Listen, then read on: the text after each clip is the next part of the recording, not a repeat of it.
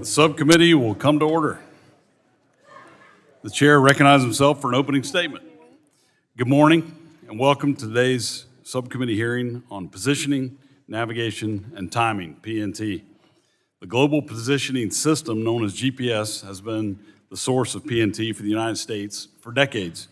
Originally developed for military use, GPS was opened to civilian aviation by President Ronald Reagan following the 1983 shoot-down of a Korean Airlines passenger jet that had strayed into Soviet airspace. Subsequent Republican and Democrat presidential administrations further expanded access to GPS for civilian applications. Today, GPS is free for civilian use. Most Americans now think of the technology as a service behind their favorite navigational devices and apps. However, GPS has many more applications and has been widely integrated into multiple sectors of our economy. This includes communications and energy infrastructure, the financial sector for transaction authentication, and the transportation sector. GPS is even used to coordinate emergency response and dispatch first responders to incidents more quickly, something we're working to implement nationwide. In natural disasters like Hurricane Helene that affected my state of North Carolina and others, or wildfires in California, precious seconds can save lives. Our warfighters also continue to rely on GPS military and civilian signals. As a representative for Fort Bragg, home of Special Operations and the Airborne, I continue to hear from our military leaders about the need for more resilient PNT. The military relies on GPS for logistics like battlefield resupply and to synchronize operations. GPS's military signal underpins navigation for military aircraft, vessels, vehicles, and unmanned systems, while also enabling the precise targeting capabilities on which modern military operations depend. While national security experts have long warned us about the potential for jamming and spoofing, this is now very much a reality. Our adversaries frequently disrupt GPS in contested environments. For instance, just 2 weeks ago, a Royal Air Force jet carrying the United Kingdom's defense minister lost its GPS signal as a result of suspected Russian jamming. Space is also becoming more contested. Russia and China have been working to develop space-based weapons that threaten U.S. and ally satellite constellations and space-based services, including GPS. Disruptions to this critical technology put our service members at severe risk. And given its broad adoption throughout our economy, a disruption of GPS also has the potential to halt critical services and commerce. Put simply, a catastrophic failure of GPS as a result of adversary spoofing or jamming would be devastating to our economy. The development and adoption of complementary PNT services is a bipartisan priority. President Trump has been laser focused on this challenge. During his first term, President Trump issued an executive order to direct a comprehensive review of the use of PNT services across the federal government and critical infrastructure, understand its vulnerabilities, and improve resilience. That executive order stood through the Biden administration and remains in place. Work is ongoing between federal agencies in concert with the private sector to test PNT alternatives, including terrestrial-based systems. Federal Communications Commission Chair Carr doubled down on this effort by issuing a notice of inquiry last March to explore the development of complementary systems as backups to GPS. On today's panel, we have a range of experts here to speak on the work that's been done to date to improve GPS resiliency, as well as develop and deploy complementary PNT services that can serve as a backup to GPS. I look forward to also hearing about how this committee can help support these efforts and after years of work, finally move the ball forward on complementary PNT. So thank you to the witnesses for being here today. I really look forward to our discussion. I now recognize the ranking member, the gentlelady from California, for her opening statement. Thank you very much, Mr. Chairman, and I want to welcome the witnesses for being here today. I'm glad we're holding this hearing today on positioning, navigation, and timing solutions, or as we call it, PNT. And I'm encouraged that this remains an area of bipartisan interest. This is a highly technical topic, but it affects Americans in very real ways. GPS is the most common PNT system that we use every single day, and most people don't think about it unless they're using a map. But GPS does a lot more than help us with directions. It's working in the background all day, every day. GPS helps keep your internet running, your payments moving, and your bank account safer from fraud. It helps keep first responders find you when you call 911. It helps planes and vehicles move safely, and it helps farmers, utilities, and businesses operate with precision. GPS has transformed our daily life to the point where it's hard to imagine a world without it. But that success also means we've become deeply reliant, and that creates real questions for Congress. What happens if GPS is jammed, spoofed, or attacked? What systems are the most vulnerable? What backup solutions are available today, and which are mature, scalable, and ready to support critical infrastructure? And where do we still have gaps? That's why this hearing matters. A serious attack on GPS could be catastrophic and cause billions of dollars of damage. It could shut down communications networks, emergency responses, aviation, energy systems, agriculture, and the movement of goods across this country. And there's no single GPS alternative that can do it all. So we need to understand the full range of PNT technologies available that can help keep essential services operating when GPS is unavailable or unreliable. Some of that work is already underway. Our Air Force and Space Force are working to modernize GPS to make it more secure, more resistant to jamming, and better prepared for today's threats.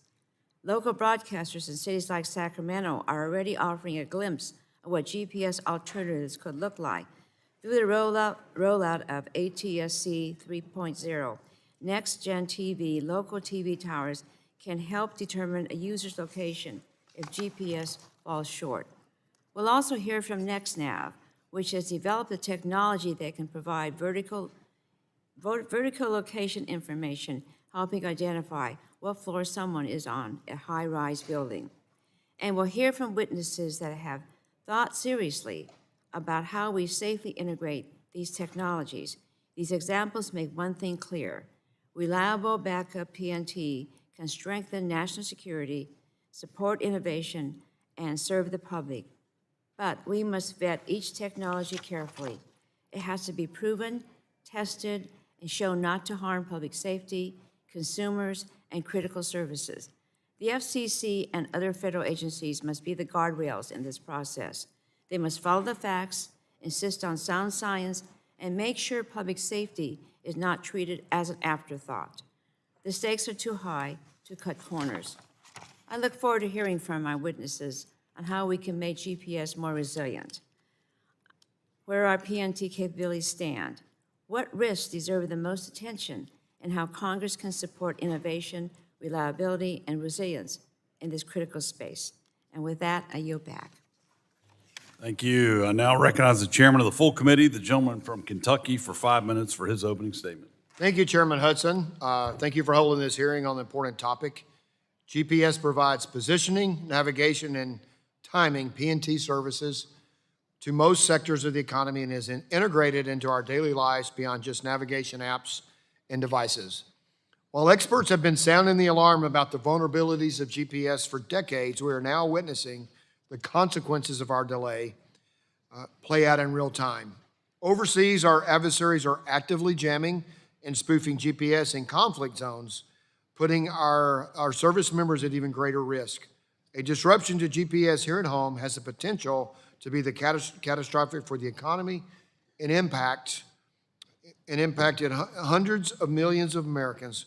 We need to improve the resiliency of GPS. The good news is that multiple complementary PNT solutions are being tested and deployed by the private sector. I look forward to hearing about some of these solutions today. PNT systems include GPS, rely on spectrum to deliver location and time data. That means making sure we have the appropriate spectrum available for these solutions is critical. As the committee with jurisdiction over the FCC and NTIA, we believe that spectrum management decisions like this should continue to be made by the expert agencies working in concert with commercial and federal stakeholders through the existing mechanisms such as the Interdepartment Radio Advisory Committee, IRAC. That said, this particular issue is broader than the run-of-the-mill communication networks issues because of the far-reaching consequences for commerce in the entire U.S. economy. These are engineering problems that can and should be addressed by technical experts and worked through transparent public processes. While Congress absolutely has a role in overseeing the expert agencies and ensuring public and other stakeholder input is considered appropriately, it is important to allow existing processes to proceed without prematurely intervening in favor of certain outcomes while the public record is being developed. While the record is already well developed in many ways, I look forward to learning more today about a robust discussion. I thank all the witnesses for being here, and I yield back. Thank you. I now recognize the gentleman from New Jersey, the ranking member, for 5 minutes for your opening statement. Thank you, Chairman Hudson. Today, we're discussing our nation's positioning, navigation, and timing PNT technology and capabilities. And while most Americans have not heard of PNT, they're likely familiar with our primary source of PNT data and information, and that is the Global Positioning System, or GPS. And whether you know it or not, GPS is everywhere, from the Starbucks app, knowing where you are, to our power grid, staying online and on time. Whatever it is, GPS powers it all.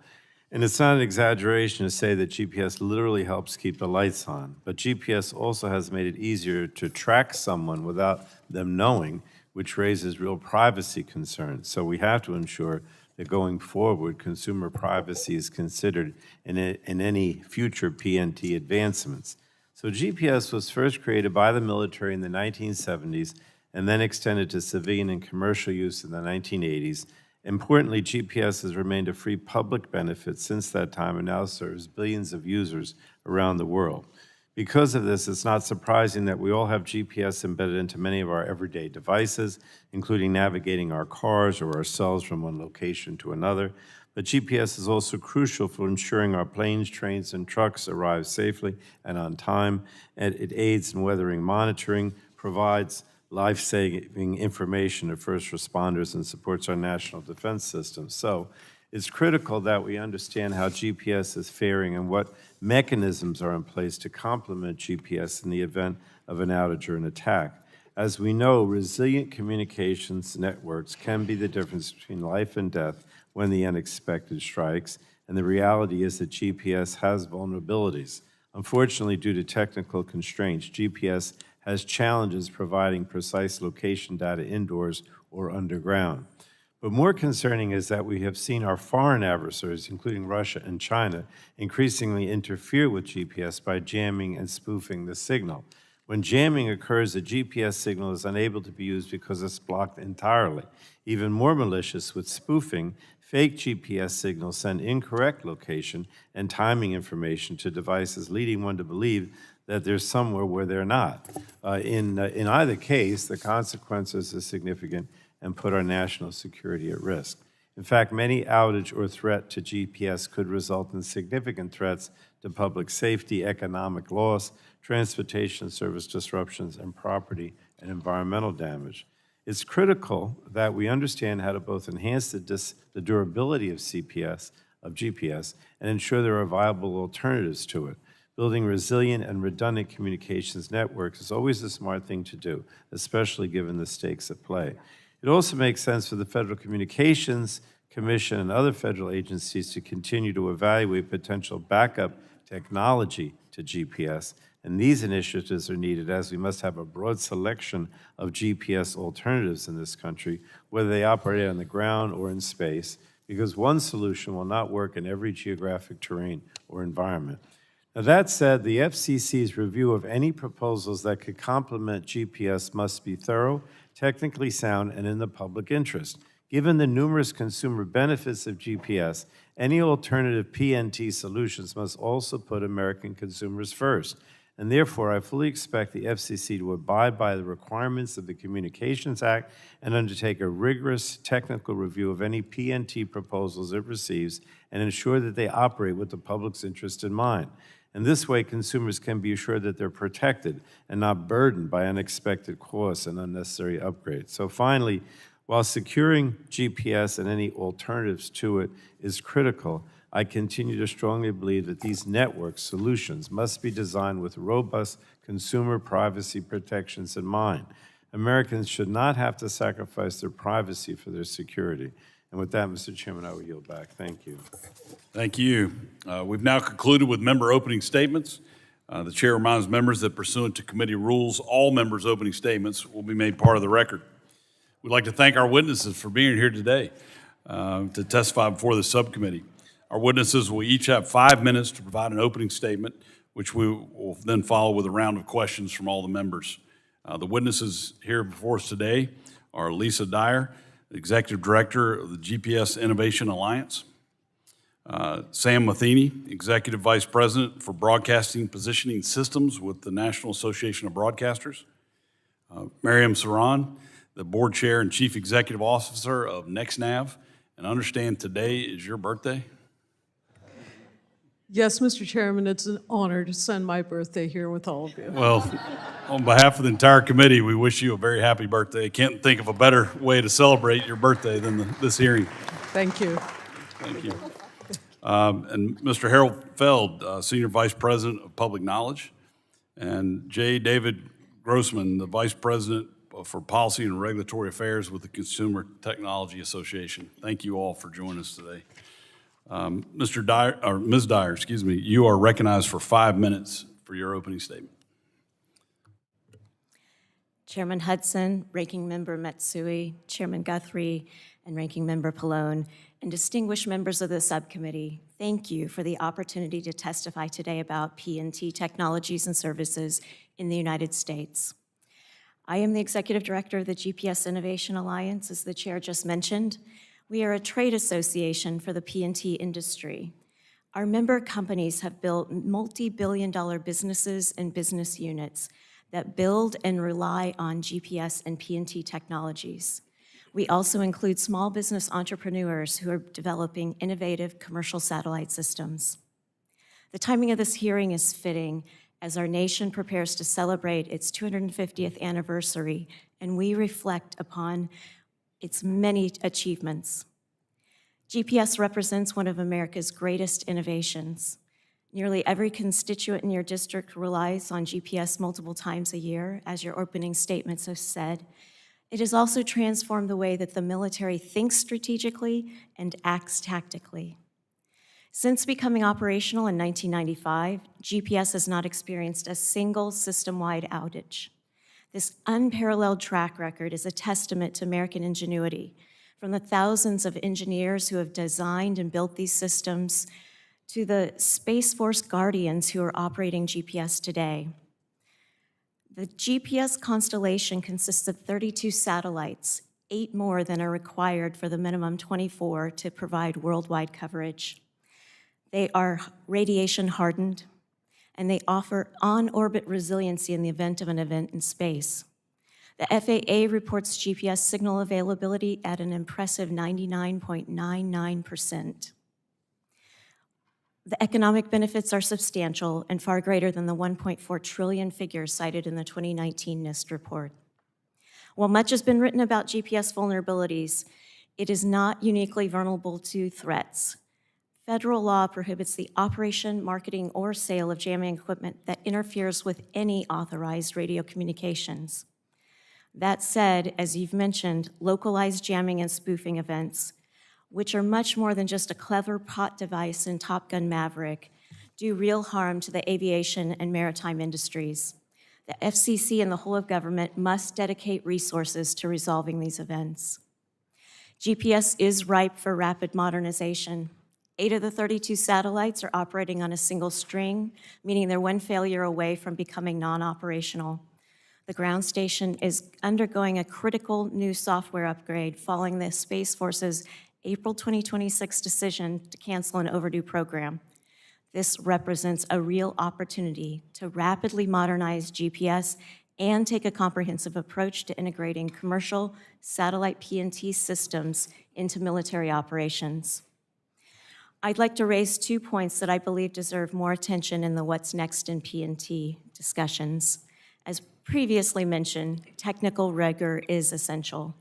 Federal spectrum decisions must be grounded in critical technical detail and protect incumbents from harmful interference. Cost-benefit analyses are essential, and low-cost alternatives, including process changes, should always be considered. Second, and I know this sounds entirely unexciting, but definitions matter. Terms like complementary, alternative, resilient, and backup are used interchangeably. A standard lexicon will help Congress, federal agencies, and industry determine whether we have a problem, and if so, identify solutions quickly. GPSIA uses the word complementary deliberately. No system truly replaces GPS in the highly unlikely event that 24 or 32 satellites will be unable to transmit signals. The good news is that several complements are already in use, as a 2021 DHS report noted, each with advantages and disadvantages. NTIA also provided a very valuable inventory in the FCC's Notice of Inquiry on PNT. Congress has a long history of involvement in PNT, and GPSIA urges your continued engagement. GPS and today's operational complements are real systems that Americans' daily lives and livelihoods depend on.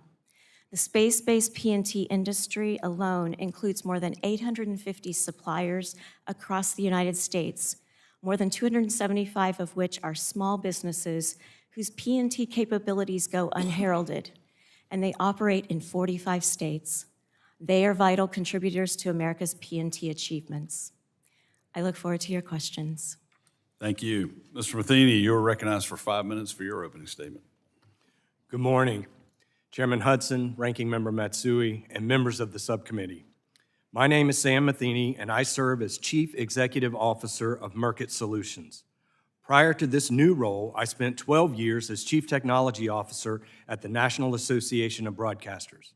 I'm grateful for the opportunity to testify today and on the urgent need for resilient alternatives and complements to the global positioning system. This week, NAB announced the launch of Merkit Solutions, an independent company whose mission is to deploy the Broadcast Positioning System, or BPS, as the primary complementary PNT solution to enhance national and economic security. BPS is a patented terrestrial timing and positioning technology that leverages existing high-power broadcast infrastructure and licensed spectrum already covering the United States. BPS was first conceived by my team at NAB in 2021, and you can think of it as the terrestrial equivalent of GPS. Our nation's economy and national security increasingly depend upon precise timing and positioning services delivered by GPS. Yet the United States has become dangerously overdependent on a single contested signal from space that remains vulnerable to jamming, spoofing, cyber attacks, and natural disruption. These risks endanger virtually every American critical infrastructure sector, including energy, telecommunications, data centers, and financial services, where a disruption to precision time can trigger grid instability, network outages, and lost transactions. BPS has been designed to address this more than $1 billion a day economic and national security risk by using our country's extensive existing broadcast infrastructure to serve as a reliable and equally effective terrestrial complement to GPS. BPS offers several advantages.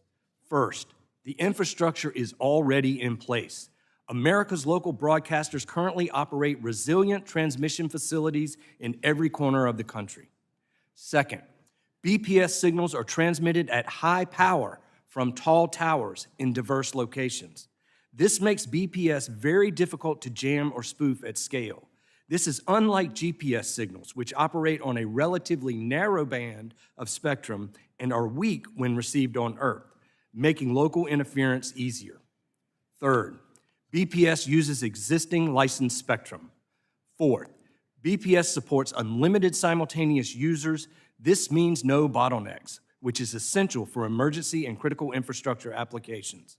Finally, BPS is independent of GPS and other global navigation satellite systems, functioning even when GPS is compromised. Beyond serving as a backup, this means BPS can be used to monitor the health of GPS. BPS has been developed in collaboration with the U.S. government and critical infrastructure industries to ensure that it can meet the need of critical infrastructure, and it has already moved beyond concept. In 2025, NIST concluded BPS time transfer is comparable to or better than GPS, making BPS a viable complementary PNT solution when GPS is unavailable. Last year, the Department of Transportation awarded NAB a contract to deploy a BPS field trial with critical infrastructure partner Dominion Energy. BPS has been installed at one of the largest substations on the East Coast, and this trial has yielded impressive results thus far. BPS can strengthen national resilience, but speed and scale will require coordinated policy support. Congress can help in 3 practical ways. First, Congress should help accelerate BPS installation and operations through funding for traceable time, station hardware, calibration, ongoing network operations, and monitoring. Second, Congress should support and work with the administration to help designate a lead agency to expedite the activation of BPS and other complements to GPS. Finally, Congress should encourage the Federal Communications Commission to complete the important work it has already initiated on ATSC 3.0. In addition to the significant benefits to television viewers, including upgraded picture and sound and better emergency alerting, the full benefits of BPS cannot be harnessed until the FCC completes its work on the ATSC 3.0 transition. In conclusion, broadcasters have always served communities in moments of need. Through BPS, that public service can extend directly to protecting our critical infrastructure and enhancing our national security. Thank you again for the opportunity to testify today. I look forward to answering your questions. Thank you. Ms. Saran, you are recognized for 5 minutes for an opening statement. Good morning, Chairman Hudson, Ranking Member Matsui, Chairman Guthrie, Ranking Member Pallone, and members of the subcommittee. Thank you for the opportunity to appear today. My name is Mariam Sarand, and I serve as CEO and board chair of NextNav. I've spent nearly 3 decades in the wireless industry in senior technology roles at VMware, Cable Labs, and Dish Network. I've served on the FCC's Technological Advisory Council, on NTIA's Commerce Spectrum Management Advisory Committee, and I serve on CTIA's Board of Directors. I'm grateful for the subcommittee's attention to PNT resiliency and for framing today's hearing around the question of, where are we? That's the right question. It gets to the core of why PNT resiliency is a vital national security, economic, and public safety imperative. PNT is the invisible but essential backbone that much of modern life depends on. Positioning tells you where you are, navigation tells you how to get there, and timing provides a precise common clock that lets independent systems agree on when something happened or must happen, down to the billionth of a second. For most Americans, PNT is just there, like the electricity in our homes. And like electricity, PNT is foundational. When the grid holds through a heat wave and your air conditioning keeps running, PNT keeps the power plants in sync.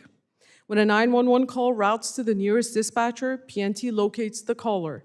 When a family on a road trip travels this country, PNT is guiding them along their route. Today, nearly all of that depends on one source, GPS satellites. GPS is one of the great American achievements of the last half-century, a national treasure we built and gave to the world.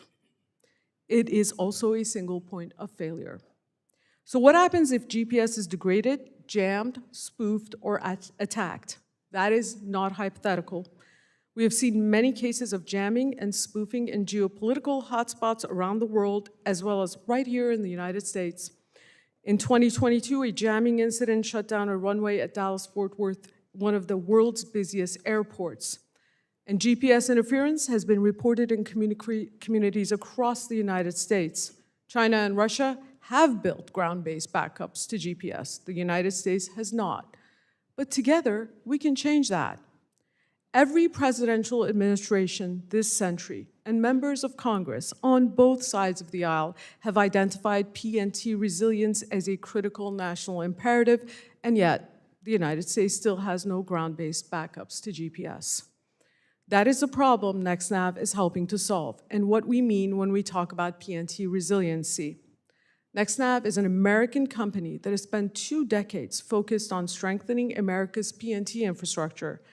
Public safety is in our DNA.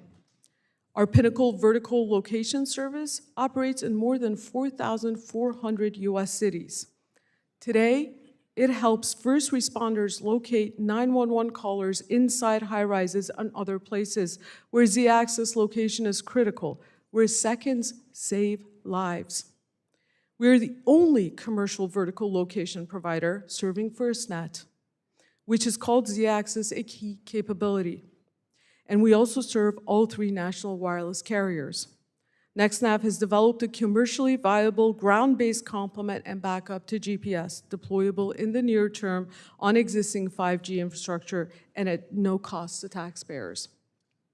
NextNav welcomes the engagement of every sector that depends on reliable PNT, including those who have raised potential interference concerns, because we have the shared goal of improving lives for communities across the country. Our commitment to getting this right is why we have proactively sought opportunities for joint testing with stakeholders across industries. Ultimately, we have full confidence in the FCC's engineers and technical staff to rigorously evaluate all technical questions and the evidence on the record as it continues to build PNT resilience. I am confident that through the FCC process, NextNav will demonstrate that our complement and backup to GPS can be an important part of the PNT solution for the country. We believe that many systems working together are stronger and safer than one.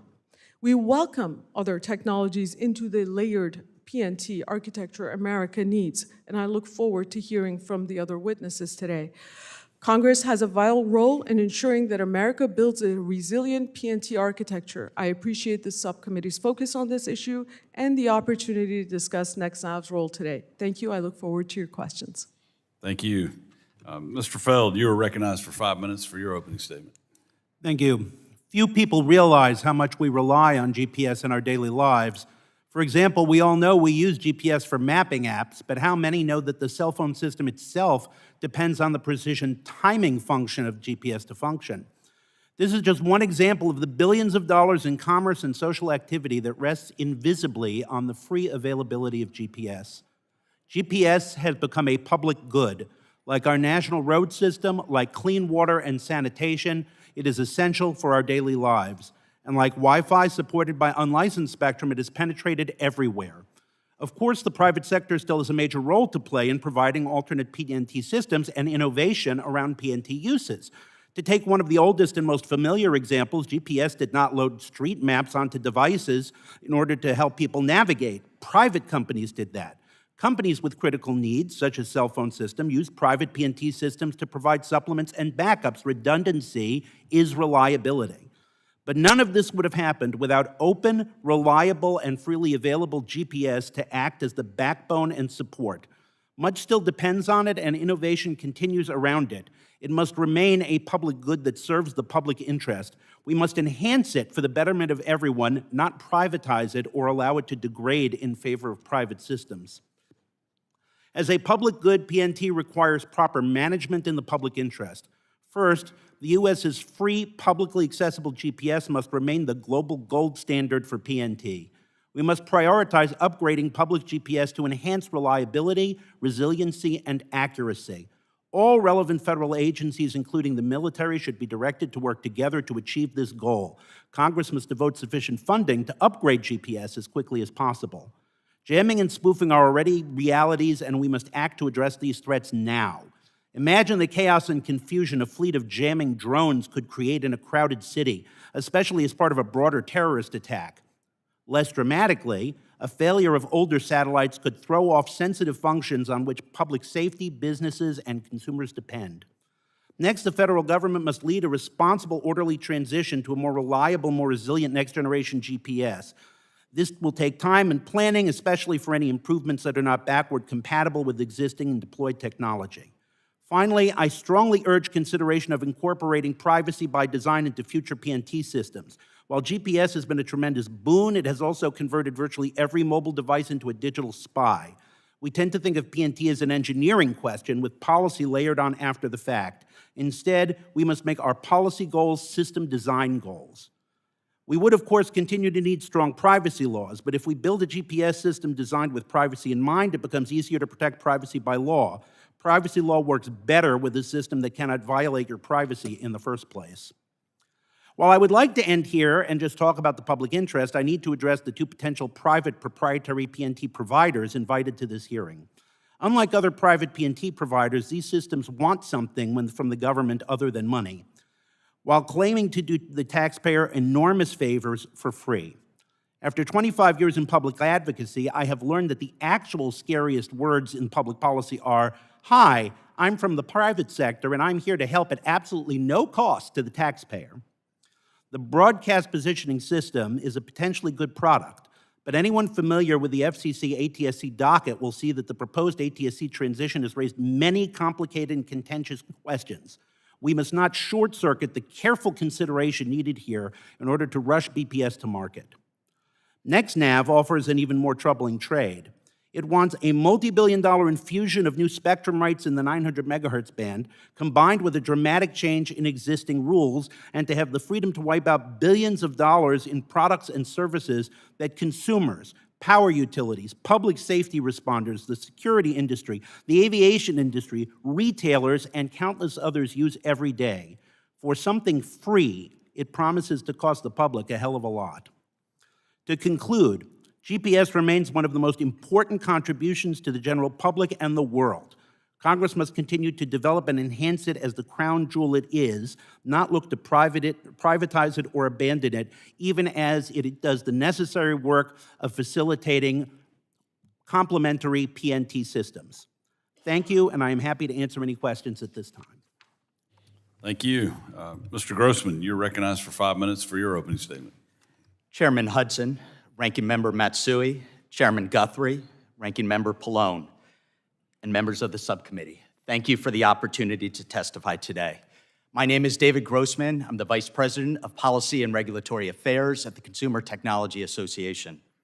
As North America's largest technology association, CTA represents over 1,200 companies, more than 80% small businesses and startups. We support an industry responsible for more than 17 million American jobs. We also produce CES, the world's most powerful tech event, which for years has been the launch pad for the latest GPS-enabled technologies, like this one released more than 20 years ago, as well as devices using the lower 900 megahertz band. GPS remains one of the most important technologies our nation has ever developed. It underpins trillions of dollars in economic activity, supports critical infrastructure, powers modern commerce, and provides a strategic advantage for the United States. Protecting and strengthening GPS resilience is both an economic and national security imperative. CTA today offers 3 recommendations for the subcommittee's consideration. First, Congress should strengthen GPS resilience and modernization. Successive administrations and federal agencies, including the FCC, have recognized the need for complementary and backup PNT solutions. At the same time, GPS itself must be modernized. Second, this United States should pursue a market-driven approach to complementary PNT. No single backup solution will meet every need. Some applications may benefit from terrestrial systems, others from satellite-based services, and many will rely on multiple technologies. Government should establish objectives, not mandate solutions for devices or industries. America's innovation advantage comes from competition and private sector investment. Third, policymakers must protect the lower 900 megahertz band. CTA opposes proposals that would disrupt the operating environment for the hundreds of millions of licensed and unlicensed devices already using this spectrum.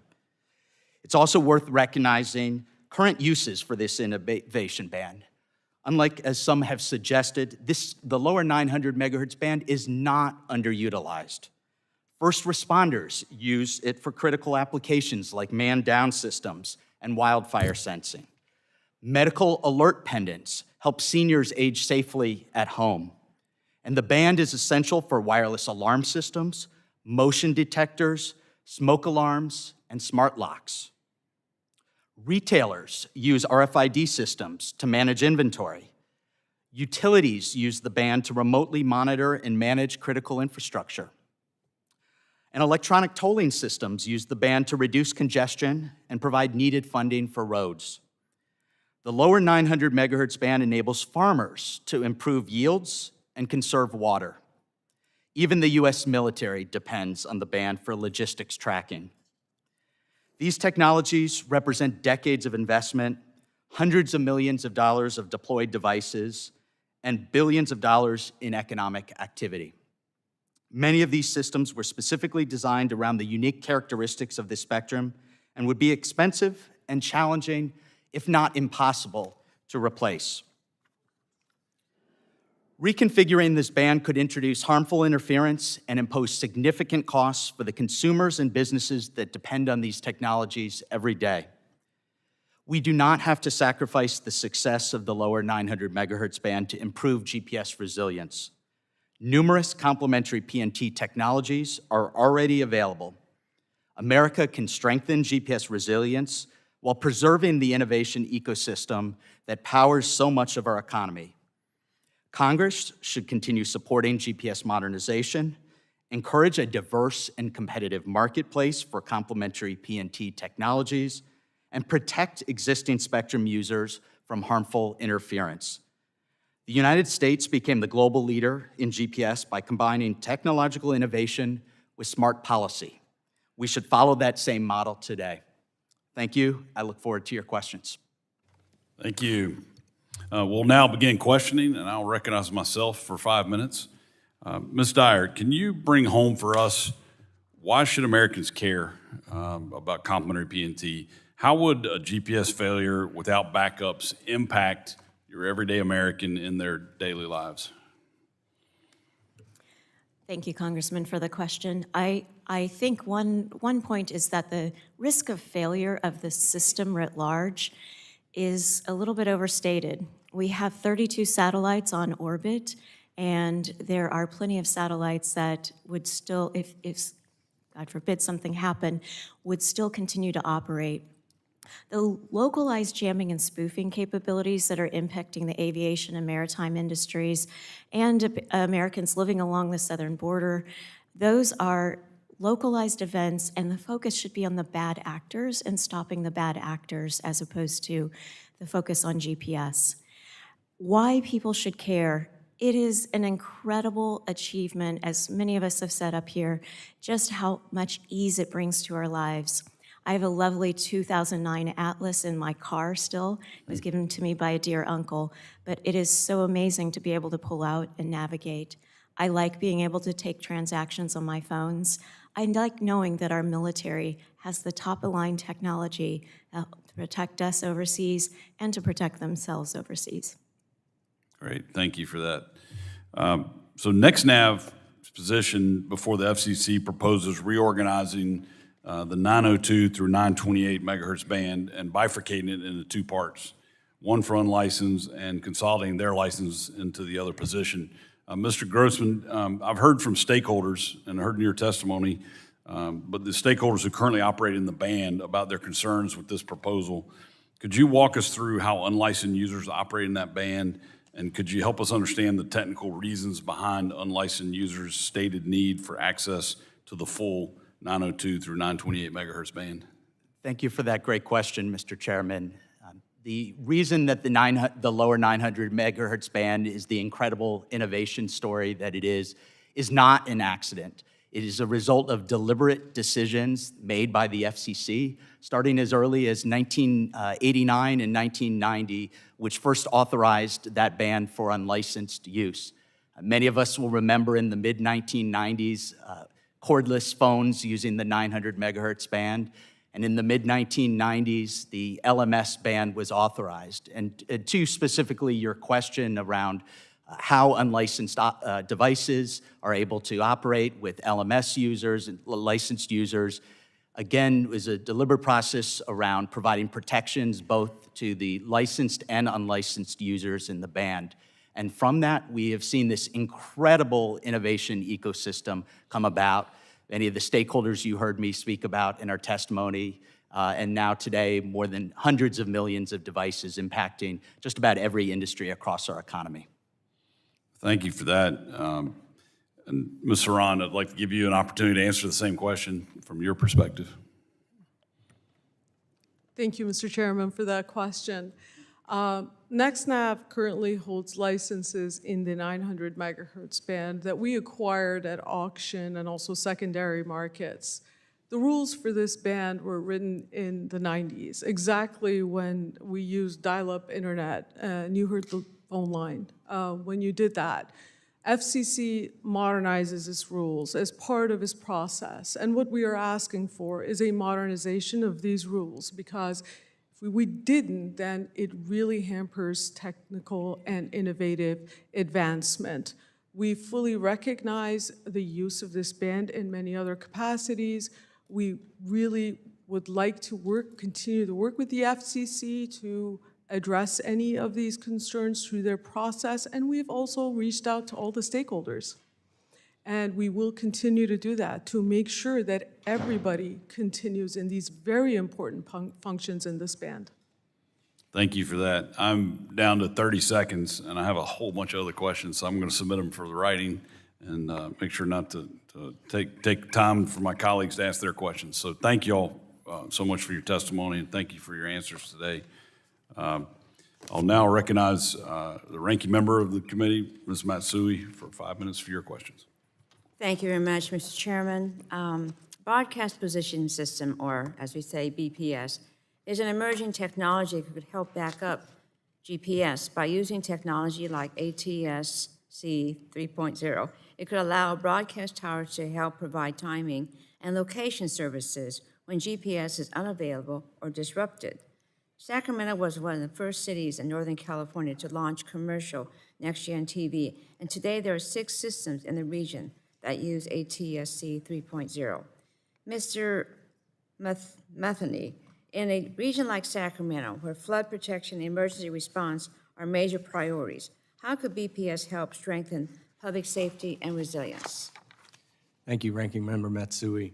BPS is a powerful tool that can be used to strengthen emergency response by providing an alternative source of time if GPS were ever compromised. One of the things that I would call attention to is a study that was done by the Critical Infrastructure Resilience Institute on behalf of the Department of Homeland Security.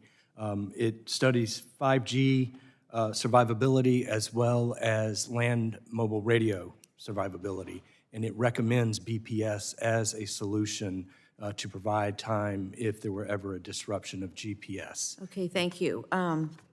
There's been lots of debate concerning NextNav's proposal to reconfigure a 900 megahertz band. The full FCC record speaks to that. Mr. Grossman, Mr. Feld, and Ms. Dyer, all your organizations filed comments opposing NextNav's proposal. Could you 3 please give a quick yes or no to the following questions? Does your organization believe that NextNav's proposal raises concerns with current users of the 900 megahertz band? Ms. Dyer? Yes.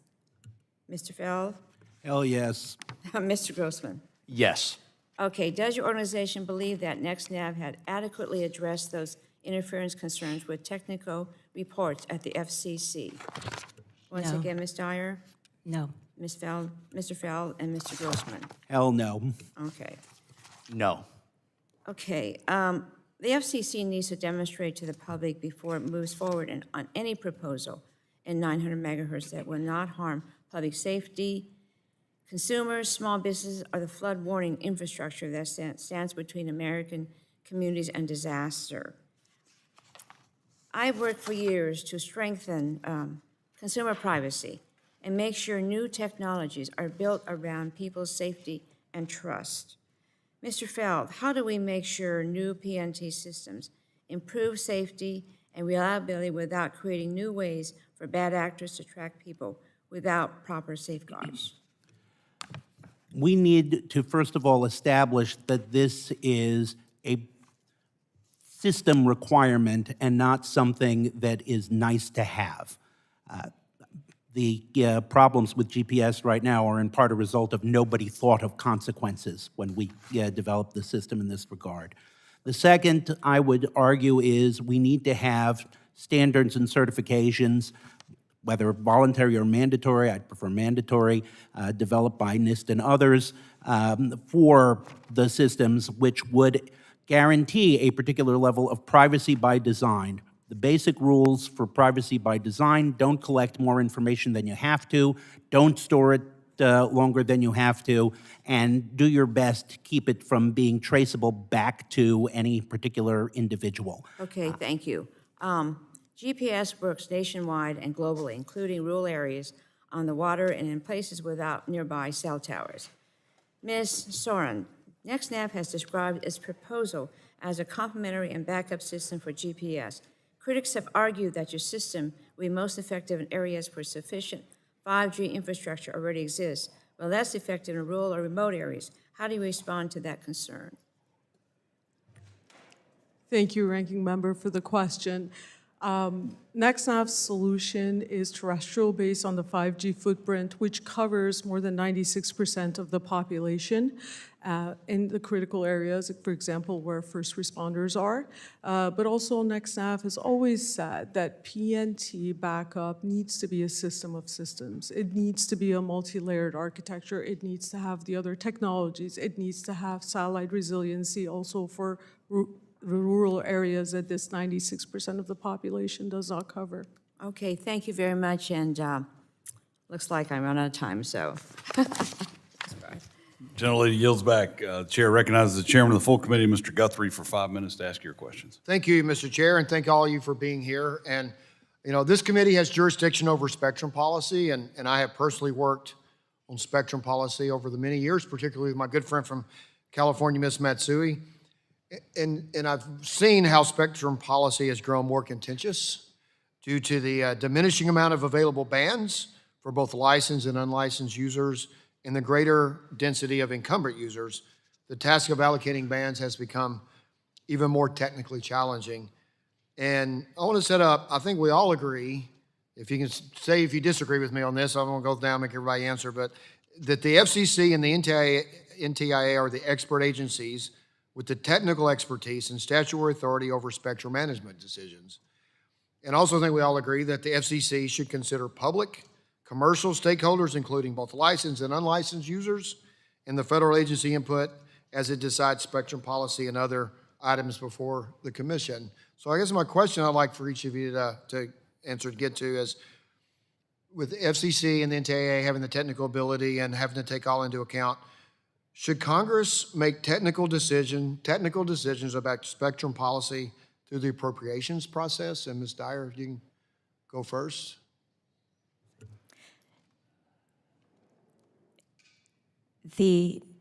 No, I will say, though, that when you fund a system like GPS through the Appropriations Committee, you are supporting the spectrum that GPS uses. Okay. Mr. No. Mount? No. No. No. Chairman Guthrie, the Energy and Commerce Committee in the House has primary oversight of the FCC, and this hearing is an example of the committee's leadership on spectrum policy issues. So you think that through the appropriations process we should regulate spectrum? The problem is that we have challenges on spectrum in a lot of ways. We had a lot of work on the Defense Act, on the One Big Beautiful Bill in defense areas and so forth. And so we sit down and work those things out through the process. And now so my question though, do you think that should be handled through the appropriations process, or like you said, these hearings and through the technical agencies we delegated the authority to? Chairman Guthrie, spectrum policy in the House should be handled in this committee, in the House Energy and Commerce. Okay. So Mr. Grossman, I'll go to you next.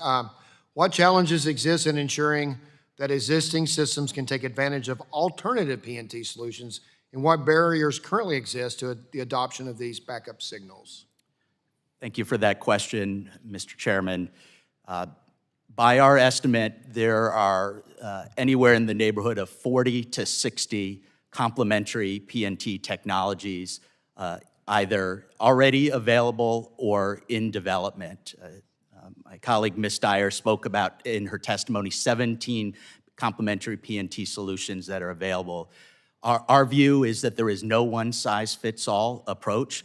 The electric grid, and you heard that in some of the opening statements, relies on the timing portion of PNT. They are going to have specific PNT requirements that may be different than wireless networks that also use PNT, or similarly, the aviation community also relies on GPS. They're going to have different requirements. So we want to look at each of these industries and make a determination on which is the best complementary PNT approach. Okay, thanks. So there goes to Ms. Dyer. I want to, that leads right into my next question. So how can Congress be constructive in supporting the development of private sector PNT solutions without picking winners and losers? You know, we're spending a lot of time focused on one particular solution, but as my colleague just mentioned, there are numerous ones out there that have thrived because the marketplace has demanded them. There are backup systems operating in our electrical grid today. There are a number of other technologies that allow the aviation community, plus excellent training of our commercial pilots about what to do when something goes wrong with their navigation systems. So there are a lot, it's hard to understate that there's a robust commercial capability already in place in a number of ways, and that's in large part because of the commercial sector making the right moves. Companies have a lot of reputational risk and a lot of financial incentives to make sure that their customers can maintain the services Is there that something they're we need to do expecting. to help to improve this expansion, or is there just Congress stay out of the way and let the commercial market make it happen? Having hearings like this where we can uncover some of the challenges that are facing the companies as they're trying to move forward, No, I'm uncovering just the out of time, but facts and deals. hopefully we can answer what challenges are facing, how we can be helpful. So I'm out of time. I'll yield back. Thank you. Thank you, Thanks. Chairman Guthrie. Chair, and I'll recognize the ranking member of the full committee, Mr. Pallone, for 5 minutes for your questions. Thank you, Mr. Chairman. Yesterday, I spoke at a hearing on a national privacy regime that the Republicans have put together, that obviously focuses on entities collecting and using data responsibly. And while GPS has been a real benefit to our economic and national security, it was not built with privacy in mind. And in your testimony, Mr. Feld, you note that we need to, quote, bake in privacy for the next generation of PNT technology. So my question is, I have three actually. Would passing strong, comprehensive federal data privacy legislation that implements clear rules around data minimization help ensure that privacy is designed into future PNT systems and any technological upgrades, and if so, how? It would. About a minute. It would definitely help. Part of this is if the law is clear that there's no profit in building this privacy-violating capacities into the system, then people won't.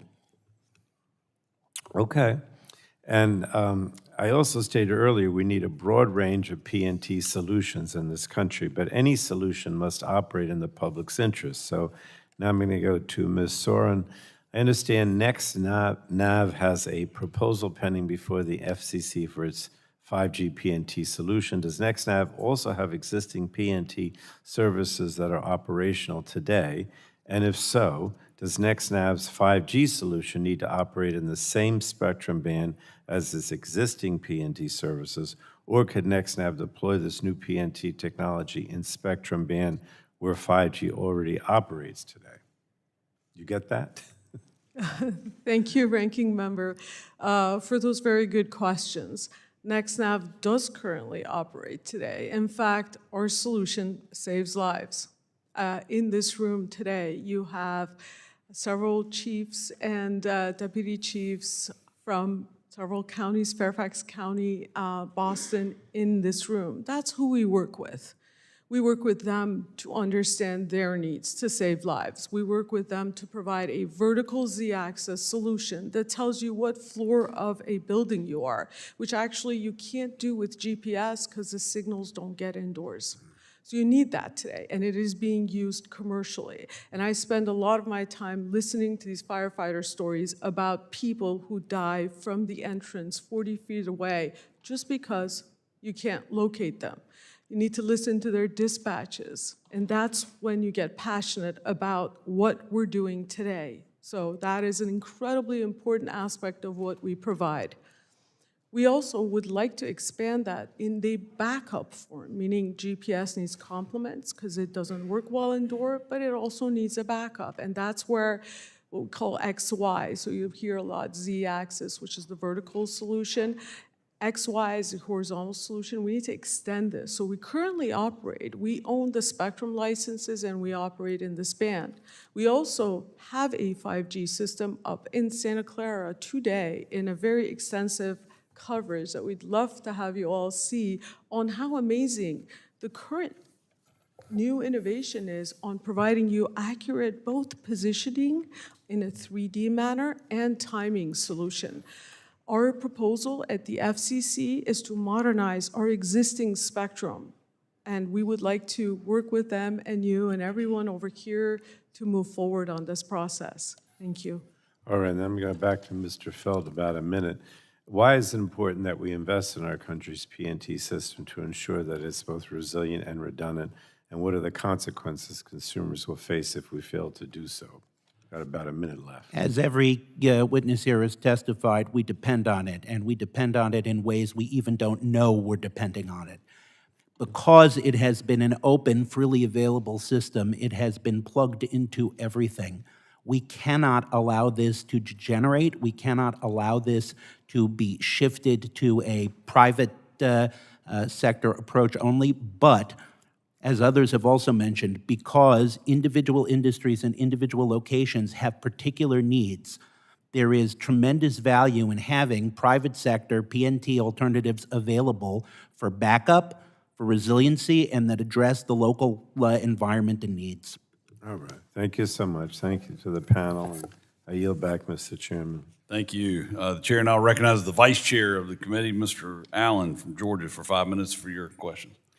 Thank you, Chairman Hudson, for holding this hearing. I thank the witnesses for testifying and being here today to share your expertise on this important subject we're talking about today. Like in Chairman Hudson's home state of North Carolina, Hurricane Helene wreaked havoc in Georgia's 12th district. Mrs. Dyer, could you talk about the importance of GPS and PNT broadly to our first responders? Absolutely. Thank you for the question.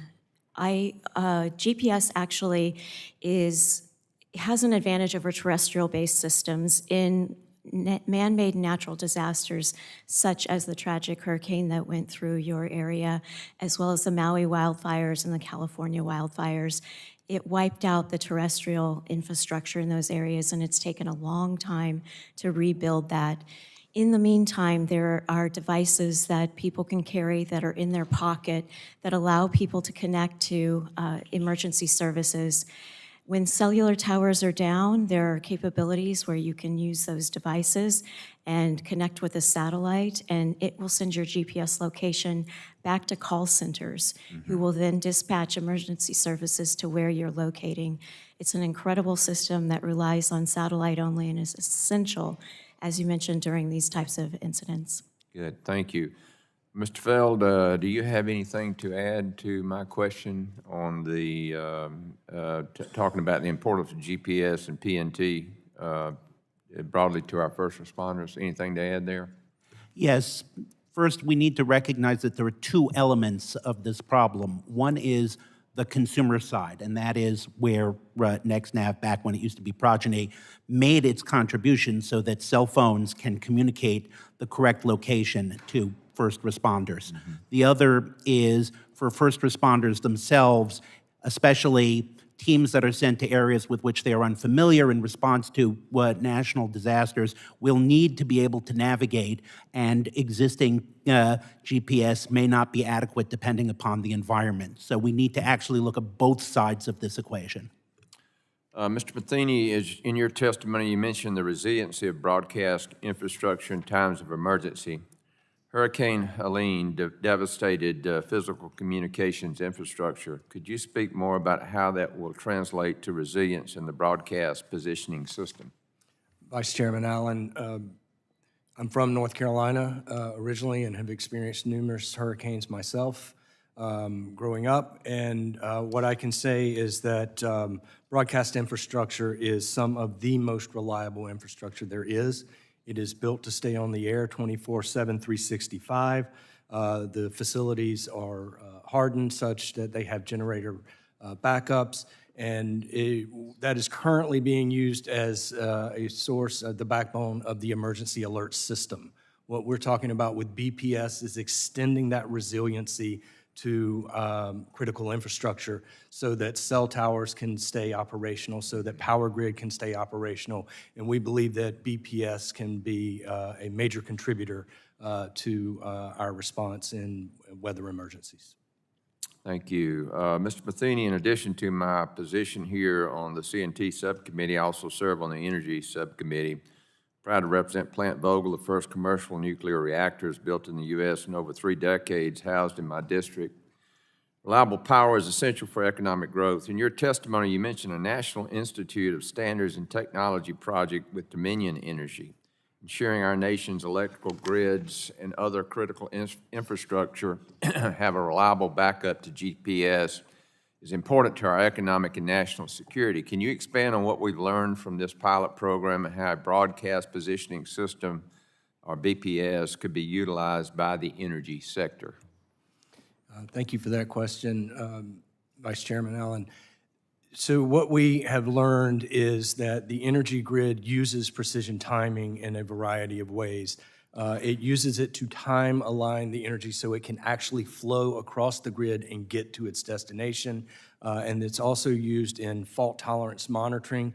Power lines are really long. If there is an issue somewhere, you need to be able to deploy that crew exactly to where the fault is. And that is one of the ways that precision time is used. BPS as an alternative system has plugged right in and can provide the same or better performance than what is provided by GPS today. Thank you very much, and I thank all of you for sharing your expertise today. And with that, Mr. Chairman, I yield back. Thank you. The chair now recognizes the very well-dressed gentlelady from New York. That's a good-looking jacket you got on there. Good choice. For 5 minutes for your questions. Good morning, and thank you, Mr. Chairman, and thank our Ranking Member Matsui for holding this important hearing, and thank you to our panel of witnesses for joining us today. Positioning, navigation, and timing, or P&T infrastructure, is an essential public utility that impacts almost every aspect of modern American life. As co-chair of the Smart Cities Caucus, I know just how critical reliable P&T data is for technology like the Internet of Things, connected medical devices, precision logistics, smart meters, and so much more. While GPS has long served as our nation's primary indispensable source of P&T for decades, we cannot ignore the growing threat of signal jamming, spoofing, severe space weather poses to this system. Building a layered and resilient terrestrial and space-based P&T architecture is a common sense imperative for both national security and consumer protection. However, as we evaluate alternative P&T proposals, we must remember that P&T has evolved into a fundamental public good. GPS is free to the public, universally accessible, and deeply embedded in vulnerable consumer networks. Any effort by the FCC to expand commercial P&T networks must be thoroughly examined to ensure it doesn't result in harmful interference, create costly subscription barriers, threaten public safety, or disrupt the existing spectrum ecosystem that powers much of our everyday lives. While it is essential that we build resilient systems, we cannot allow the urgent pursuit of technological resiliency to become an avenue for corporate giveaways that leave low-income, minority, or disconnected communities to carry the burden of unexpected costs or predatory digital redlining. Many industry stakeholders and consumer advocates have argued that if a high-power commercial P&T network is jammed into the 900 megahertz band, the potential for harmful interference is staggering and could knock out home security alarms, baby monitors, consumer medical equipment, and the electric smart meters that families use to keep their utilities running efficiently. Forcing everyday Americans to replace perfectly good devices or absorb the cost of sudden hardware upgrades is nothing short of a tech tax on working class. I believe together, Republicans and Democrats, private companies, and the public sector can come together to create a more resilient PNT architecture that does not result in harm to our national security or additional exorbitant costs to American consumers. And I look forward to working with you all to do so. Ms. Sorand, NextNav's proposal has drawn a lot of opposition from business and consumers that use devices built on the unlicensed spectrum in the 900 megahertz band, who say that adding a high-powered licensed operation into the band could be catastrophic to the coexistence framework that has enabled innovation for years. How do you assess the potential impact on the unlicensed users in the band today, and are there requirements or standards that could provide certainty and continuity without degrading unlicensed services and devices? Congresswoman, thank you for asking that very important question, and I understand your concern. NextNav currently holds and operates in these spectrum licenses. In fact, we're reducing power in one portion of it. We have demonstrated through simulations, through lab, and through field that we do not see any impact to the unlicensed operations. We currently have a live network in Santa Clara, and we also have existing network across the country, and we have not heard a single complaint of interference. We will continue to work with the FCC, and I think that is the agency that for over decades has listened to concerns on every side, because we believe these other operations are very important as well. And the FCC staff and engineers are the experts who will look at our very solid, and I'm an engineer, by the way, very solid record that we've put on there, fact-based, engineering-based, and operational-based. And they will also listen and hear from the other side on their technical data and fact-based arguments, and we believe in their process to make a decision. Very well. I yield back, Mr. Chairman. Thank you. Chair, and I'll recognize the gentleman from Ohio, Representative Latta, for 5 minutes to ask your questions. Well, thanks, Mr. Chairman. Thanks to our witnesses for being here today. Ms. Dyer, if I could start my questioning with you. You know, in your testimony, this is good news. It says you have that since 1995, GPS has not experienced a single system-wide outage. That's great news. But the things I worry about are a little bit later in your testimony. You say from 2018 to 2020, China launched its entire third-generation satellites in 3 years, and during that time, the United States has only launched one. And then also, you mentioned this: China's satellites transmit from 2 orbits. What's the advantage or disadvantage? Thank you for that question, Congressman. We are concerned about that as well, that China in 3 years launched an entire third-generation system that is equivalent in some ways, has some advantages to GPS. We are interested in looking at the diversity of orbits. In fact, in our filing to the FCC's notice of inquiry, that was one of our standards for what constitutes a complementary PNT system, is that there is a diversity of orbits. And the benefits of that is that if there is a threat in one orbit, you still have PNT systems in another orbit that can continue to transmit signals that everyone relies upon, including your constituents. Well, let me continue on, because you also, with the GPS third and the GPS 3F satellites, especially the 3Fs, you say offer 63 times greater anti-jamming capabilities for military users, but at the same time, they don't offer the same anti-jamming or counter-spoofing capabilities for civil, commercial, or scientific uses. Why not? That's a great question. We wonder that as well, because one of the things about GPS is that there are encrypted signals that come down that are specifically for the military, and the civil and commercial and scientific users use what are called civil signals. There's a misperception that those are two different paths and they only serve those systems, each other. Actually, the Defense Department relies heavily on those civil signals because they outsource so much of their logistics work to the aviation and maritime communities, the rail systems, all kinds of different systems. So it's a mystery to us. We submitted recommendations that around the jamming and spoofing incident to Secretaries Hegseth and Duffy, and recommended, that was one of our recommendations, is that they come up with counter-spoofing capabilities for those civil signals. Well, thank you very much.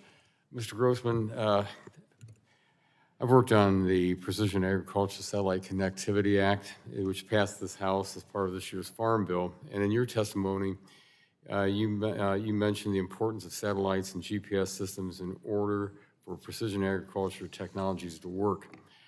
How can we ensure that these technologies are seamless as complementary to PNT systems and backups to GPS are developed and adopted? Thank you for that question, Congressman, and I know how much of a champion you've been for precision agriculture. The GPS story in agriculture is really a remarkable one. You think about, for the farmer today, a GPS-equipped tractor or combine combined with wireless connectivity can enable the tractor to run semi-autonomously and using GPS and a corrective technology, for example, like RTK, they can get down to centimeter level accuracy. And for the farmer, that means being able to, for the technology to be able to know the difference between a weed and a plant.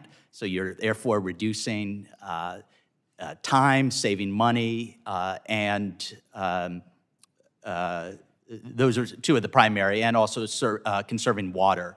So clearly, when we talk about complementary PNT, it's another important use case for why we should look at an all-of-above approach. I would also point out that the agriculture community is using the lower 900 megahertz band, including iconic American companies like John Deere. So it's important, while we explore complementary PNT solutions, that we also protect that innovation band. Well, I appreciate that because, again, our farmers out there need every benefit that they can get because prices haven't been the greatest in the last several years. And they get, when you look at the costs of farming, it's tough out there. So my time is about ready to expire, so what I'll do, Mr. Chairman, I'll submit my other questions to our witnesses. So thank you very much, and I yield back. Thank you. The chair now recognizes the representative from California, Mr. Ruiz, for 5 minutes to ask your questions. Thank you, Mr. Chairman. In emergency medicine, getting to emergencies fast to suppress fires, to address a disaster, to transport critically sick patients to emergency rooms is a matter of life or death.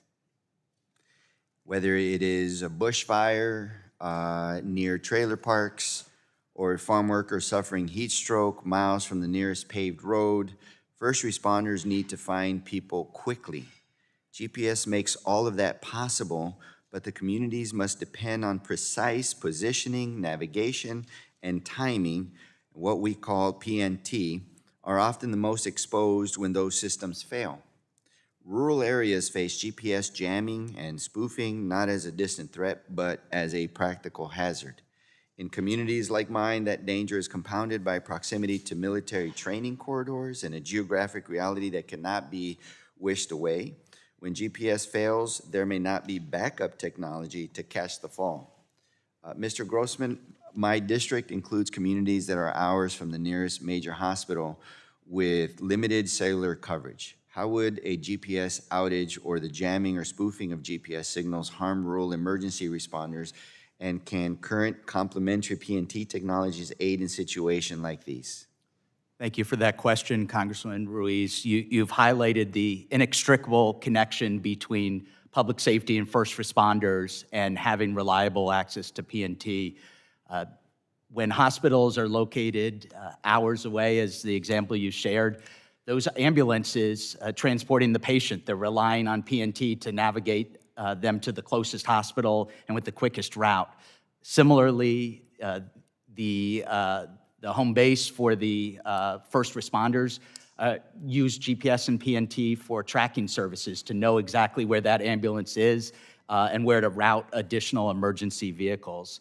I would also point out many of the largest public safety organizations have weighed in on today's hearing, including the International Association of Fire Chiefs, the International Association of Chiefs of Police, for the very reason that you've described. We need to have complementary PNT solutions, but we cannot do it to the detriment of many of the use cases relied on by first responders that are located in that lower 900 megahertz band. Thank you. For tribal nations across California's desert region and the nation, the gaps in redundant communication infrastructures are real and long-standing. Emergency dispatch, search and rescue, and energy grid management on tribal lands all depend on GPS being reliable. Ms. Dyer, tribal nations in my district manage their own emergency services and utility infrastructure on sovereign lands. How does the GPS community engage tribal governments in PNT resilience planning, and what barriers exist to deploying backup systems on tribal and rural lands specifically? Thank you, Congressman, for the question. You know, the GPS community consists of a lot of folks across the federal government as well as industry. One of the programs that's available, as I'm sure you probably know, is the Department of Energy's Tribal Nation Transmission Program that provides advice to tribal nations as they are setting up those electrical grids. I would be curious to see if their information that they provide emphasizes the importance of a resilient backup in their electric grid capabilities. If not, that's certainly something of a shortfall. It is fairly standard in every electrical grid to not only rely on GPS as a source for that timing signal, but also to implement other protocols, including one cleverly called White Rabbit Protocol, that first gets a signal, a grandmaster clock signal from GPS, and then it relies on Ethernet inside of it to help provide a backup so that they can have that. Tribal nations should be able to ask a question to make sure that that's in there. Thank you. The Imperial and Coachella Valleys are among the most productive ag regions in the country. GPS-guided precision farming is central to how our growers manage water and maximize yields under extraordinarily difficult conditions. Mr. Feld, precision ag is heavily GPS-dependent, and rural farming operations have limited capacity to transition to backup systems. What would a realistic federal framework look like to help ag and rural users integrate complementary PNT technologies without placing that burden entirely on small operators? I'm going to, unfortunately, have very little time, and I'd love to talk to you about the tribal stuff as well, but the question is, to what extent can we in the United States build into terrestrial such as the ELORAN system in order to publicly fund alternatives to to satellite GPS for those areas that desperately need it and where private systems are unlikely to deploy. Thank you. Gentleman yields back. The chair now recognizes the representative from Virginia, Mr. Griffith, for 5 minutes to ask your questions. Thank you very much, Mr. Chairman. All right, maybe y'all can help me figure this stuff out. Ms. Dyer, can you talk about lower Earth orbit GPS systems and their differences from traditional GPS systems? And as a part of that, I'm curious, because of the conversation you had with Representative Latta a few minutes ago, I'm curious about what the Chinese 3 levels are, and does that also include, and I assume it does, but does that include low Earth orbit satellite? Thank you for that question. Low Earth orbit PNT systems in the United States are a very healthy economy, actually. Iridium operates the first commercial PNT system in low Earth orbit. They are an incredible company, and they're providing great services in those areas. 2 other companies are right behind them, 2 U.S. companies, one named TrustPoint, and it is differentiating itself in this market by transmitting its signals along C-band as opposed to L-band where GPS is operating, and they expect to start providing services as early as 2027. Another company is called Zona, and Zona is a a company that is putting a signal that's very close to GPS into operation so that it can be easily integrated into existing receivers and devices. So we have a very nice and healthy LEO PNT system in the commercial space. China, to my knowledge, has satellite systems both in geostationary, so ones that are 25 to 30K above the Earth, as well as medium Earth orbit. I am not aware of them having a very robust low Earth orbit PNT capability. All right, so then that raises this question, which everybody else in the room might know, but I don't. Do we have middle Earth, or middle level? We do, okay. We do. That's where So we've got GPS the is. geos, that I knew about in LEO, okay. Yep. Do they have the same, do the low Earth orbit satellites have the same vulnerabilities that the traditional satellites have? They have a different mix of vulnerabilities. One, when you're operating in low Earth orbit, the signal that comes down to the Earth is going to be higher powered purely from physics. It's closer to the Earth, so the signal won't be diluted as much. But there are instances, a lot of the orbital debris is residing in low Earth orbit in a way that it's not in medium or geostationary orbits. So it faces some different challenges. All right, thank you very much.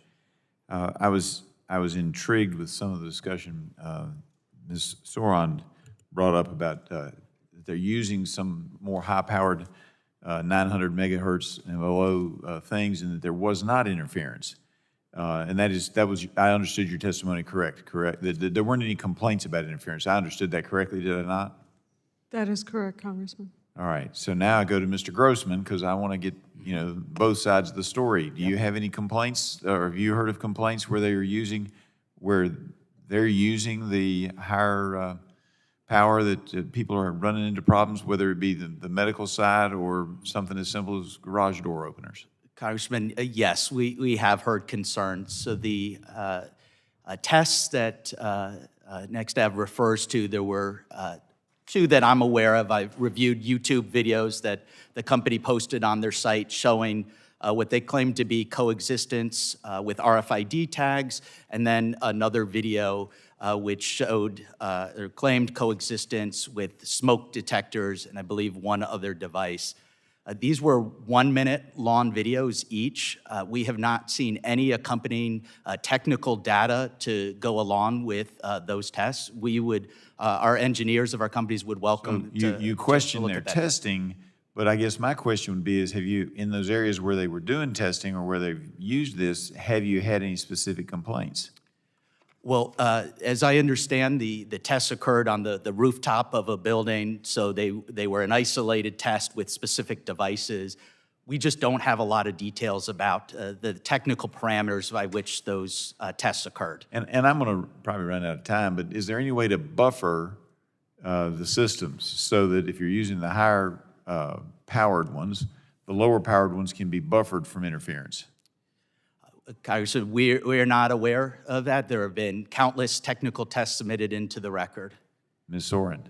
Yes, thank you for the opportunity to clarify. We're transmitting live. What we demo is very different. We've been transmitting live since January on 5G. We've been transmitting for decades on our regular technology. And we've not had any complaints of interference. In Buffering, I got 5 seconds. Buffering? Is there any technology for buffering? The coexistence is possible today. You don't need any technologies for buffering. All right, I yield back, Mr. Chairman. Thank you very much. Thank you. Chair now recognizes the representative from Michigan, Representative Dingell, for 5 minutes to ask your questions. Thank you, Mr. Chair. And thank you to our witnesses for being here, because this is a really important subject. Positioning, navigation, and timing systems are foundational to our national security, our economic security, and critical infrastructure. GPS powers everything from aviation, emergency response, to telecommunications, the future of transportation, and much more. And as a car girl, I don't think people even have maps anymore, just as an aside. But I am concerned. For decades, the United States has led the world in GPS technology, but as GPS disruption, jamming, and spoofing become more common in modern conflict, we have to ensure that our systems are resilient, secure, and reliable. We've already seen examples of GPS interference near conflict zones in Eastern Europe and the Middle East, and experts continue to warn that our adversaries are actively developing capabilities to exploit these vulnerabilities. And I've unfortunately actually seen some of the work. It's not only a defense issue. PNT technologies are increasingly important to the future of innovation and commerce, including autonomous vehicles, connected technologies, wireless communications, and emergency response systems. We've got to lead in the deployment of resilient technologies that strengthen our national security, protect our critical infrastructure, and support economic competitiveness. It is important to understand the vulnerabilities facing our current PNT system, the role the government can play and the private sector innovators can play in addressing them, and then what does Congress need to do to help ensure we remain the global leader in secure and resilient PNT technologies. So now I have a lot of questions, and I'll probably do some for the record, but let me start with you, Mr. Feld. What would be the real-world consequences if the United States experienced a significant GPS disruption without sufficient backup capabilities in place? And which sectors would be the most affected? It would be disastrous, and there would be a chain reaction because some systems have backups that will allow them to persist for some time, but everything ultimately coordinates back through GPS as a means of synchronizing all these systems. So first, you would lose, for a lot of consumers, the devices that they rely upon. Then gradually other systems that have been listed, such as the electrical system, the cell phone networks, would drift off of their existing synchronicity. So it would be bad, and the longer it went on, the more disastrous it would be. So I have another question, but you didn't answer my question about what sectors would be the most impacted. I'm sorry, because in every locality, it's going to would be depend a all great deal of who has backups and what type of backups. All right, so I'm going to ask you more specific. I'm going to go to Mr. Grossman, because I got to get this in before I run out of time. As autonomous and connected vehicle technologies continue to advance, how important are PNT systems to the future of transportation infrastructure and vehicle safety? Congresswoman, they are incredibly important to PNT. GPS, though, is just one of a number of technologies that autonomous vehicles rely on. It includes cameras, radar, LiDAR, onboard sensors, and detailed maps, all working together to navigate safely. So GPS is an important input, but it is not the sole basis for driving decisions. But at the same time, absolutely everything that you said is correct. It is another reason why we need to support complementary PNT solutions. Okay, I'm going to give you more for the record. Mr. Feld, can you walk us in 40 seconds through the different forms of backup PNT systems currently being developed or deployed, and how they would improve resilience if GPS is disrupted? So we have a couple of different buckets. Terrestrial is one that can provide powerful signals that are more resistant to jamming, particularly because NIST has developed a synchronized timing standard that you can import through fiber. So fiber connecting to towers, that's one method. There are improved satellite approaches, especially now that we're using low Earth orbit satellites in addition to the mid-Earth orbit satellites. And then there are self-contained awareness of the stuff around you. Essentially overlay a map on known physical, you know what your initial location is, and then you can use technology to tell how far you've gone and at what speed. I'm going to have you expand, but I'm out of time, so I yield back, Mr. Chairman. I have a lot of questions. Thank you. Those are good questions. Now recognize the representative from Florida, Mr. Bilirakis, for 5 minutes to ask your questions. Thank you, Mr. Chairman. I appreciate it. I've heard from countless businesses and stakeholders over the months about the need for a GPS redundant system. which everyone seems to agree is necessary for both safety and the most effective use of GPS technology. Recently, I've been working with a Tampa-based company that is developing precise positioning infrastructure for roads to support autonomous vehicles. Ultimately, their goal is to reduce crashes and save lives with the help of technology, including GPS systems. We must ensure that the potential of these public safety initiatives are top of mind as we investigate policy changes.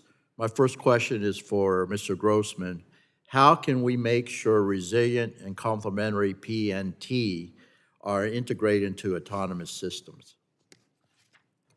Congressman, that is a great question. And, you know, as I spoke about in our testimony, it is critical when we're evaluating these complementary PNT solutions that there is no one-size-fits-all approach. Each use case is going to have different requirements. The example you referred to of the company in your district, I'm not personally familiar with them, but it sounds like one of the many examples available there. That particular technology sounds like it's focused for autonomous vehicles and transportation, and that's very exciting. But there are other complementary solutions that are going to be better suited for the military, others that might be better for agriculture, and yet others that are going to be best for aviation or for critical infrastructure sectors. So that would be the criteria in which we would recommend the Congress and you evaluate, but again, it's important that that you don't mandate any one specific technology. Thank you. Before the FCC reconfigures a ban under any FCC application, we should understand its necessity, obviously. Mr. Matheny, is the broadcast positioning system proof that we can build resilience on spectrum already allocated?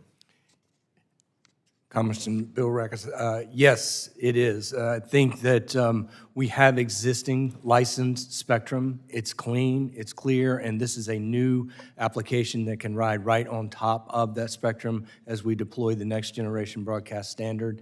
It's also running on top of very resilient infrastructure that broadcasts at a high power and covers large geographies and stays online during times of challenging weather and other events. All right, thank you. Next question for you, Mr. Matheny. With hurricane season starting, and it has started, can you discuss the existing resilience for AM radio and how the broadcast positioning system plays into that? Again, I do believe that broadcast infrastructure has shown over the years that it is some of the most resilient infrastructure out there. It stays on the air, providing vital information to people in their times of need. And it also serves as the backbone of the emergency alert system. So it is already set up to be there in those times of disaster, and what we're able to do with BPS is to extend that, not just to provide information to people, but also to provide time to critical infrastructure so that they can stay operational as well, to keep those cell towers up and operational, to keep those power substations providing energy, to help deploy the teams to repair power lines more quickly. So there's a very significant role that BPS can play as it relates to those types of weather emergencies. All right, very good. I appreciate it very much. I'll go ahead and yield back, Mr. Chairman. Appreciate that. Chair now recognizes the representative from California, Mr. Peters, for your 5 minutes for your question.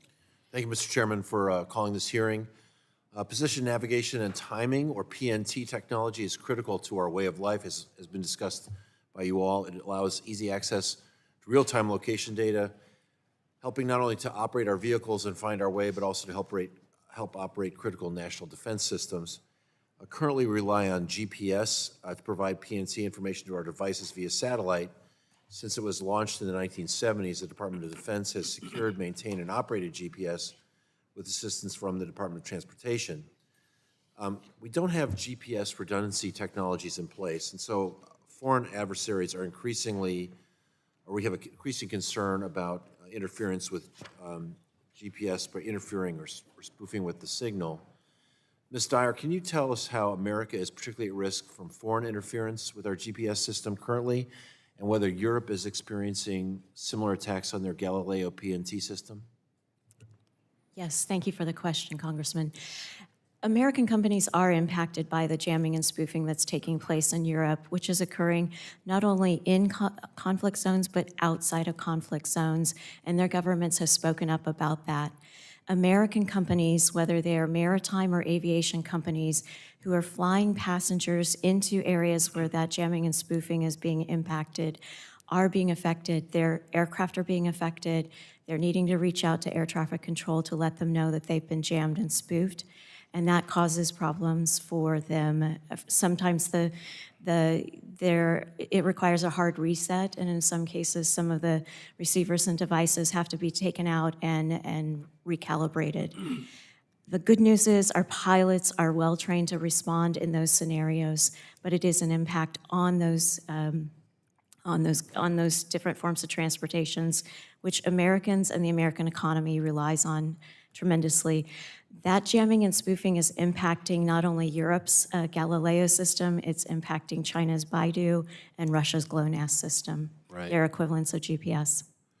Maybe on that topic, Mr. Grossman, what types of complementary PNT technologies are Europe and other countries examining that would improve resiliency and protect their nation from foreign adversaries, and what might we learn here at this committee from those efforts? Thank you for that question, Congressman. I'll give two examples that I'm familiar with. One, and I believe Ms. Dyer spoke about it earlier, is Iridium's lower Earth orbit satellite network. I believe it's called STL, which has been widely used in Europe and elsewhere in the world for critical infrastructure. And I believe even the European Commission themselves use that as a complementary PNT solution. While not Europe, another example is South Korea. They're using a terrestrial system called ELORAN as a complement. So to your question about what are some of the possible solutions, both of those are examples. We are technology neutral as an association. We're not endorsing any of one of them, but I do think they present good examples of technologies that we should look at when exploring complementary PNT. Good, it's good to know. I know we're not here to talk about merits of specific solutions, but I know that there's a concern about the reconfiguration potentially of the lower 900 megahertz band, the spectrum that electric, gas, and water utilities rely on every day to deliver utilities to our communities and support grid reliability, and whether that could disrupt critical energy infrastructure. We know that wireless sensors, monitoring equipment on that band help manage energy use, enable utilities to remotely monitor and manage critical infrastructures, and that the systems improve efficiency, support conservation efforts, and enhance essential service reliability. Mr. Grossman, how can the FCC ensure GPS system reliability while protecting Americans from having to pay higher costs, which I think is a concern that everyone's talking about in this building these days? Congressman, you raised an important point. We can't lose sight of the consumer here, and you highlighted many of the examples of how the utility sector could be impacted. We don't believe that it's a choice that this subcommittee and Congress has to make between promoting GPS resilience and protecting the lower 900 megahertz band. There are numerous options for complementary PNT that don't pose those forms of interference to those critical utility services that you've referenced. Okay, well, I hope we pursue that. I hope that the FCC is able to balance these priorities to give consideration to national security, operational security here and onshore, and cost. And Mr. Chairman, I yield back. Thank you. Thank you very much. The gentleman's time has expired and yields back. The chair now recognizes the gentleman from Georgia's 1st District for 5 minutes for questions. Thank you, Mr. Chairman, and thank all of you for being here. This is obviously a very important subject matter that we need to be paying particular attention to for a number of different reasons, not the least of which is our national security. We all understand that.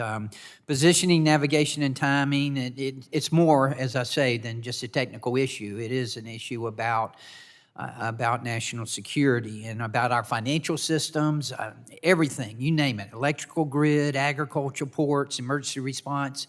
it touches all facets of our society and of our lives. So it's you know, we've got to make sure that the jamming, that the spoofing, the cyber threats, and the growing concerns of adversaries and the capabilities of adversaries like China and Russia are under control, and that's extremely important. That's why I believe that we need a layered approach. We need to modernize GPS. We need to protect it from interference. We need to examine complementary technologies, including terrestrial systems and broadcast positioning systems, without prematurely picking winners or forcing consumers into a rushed transition.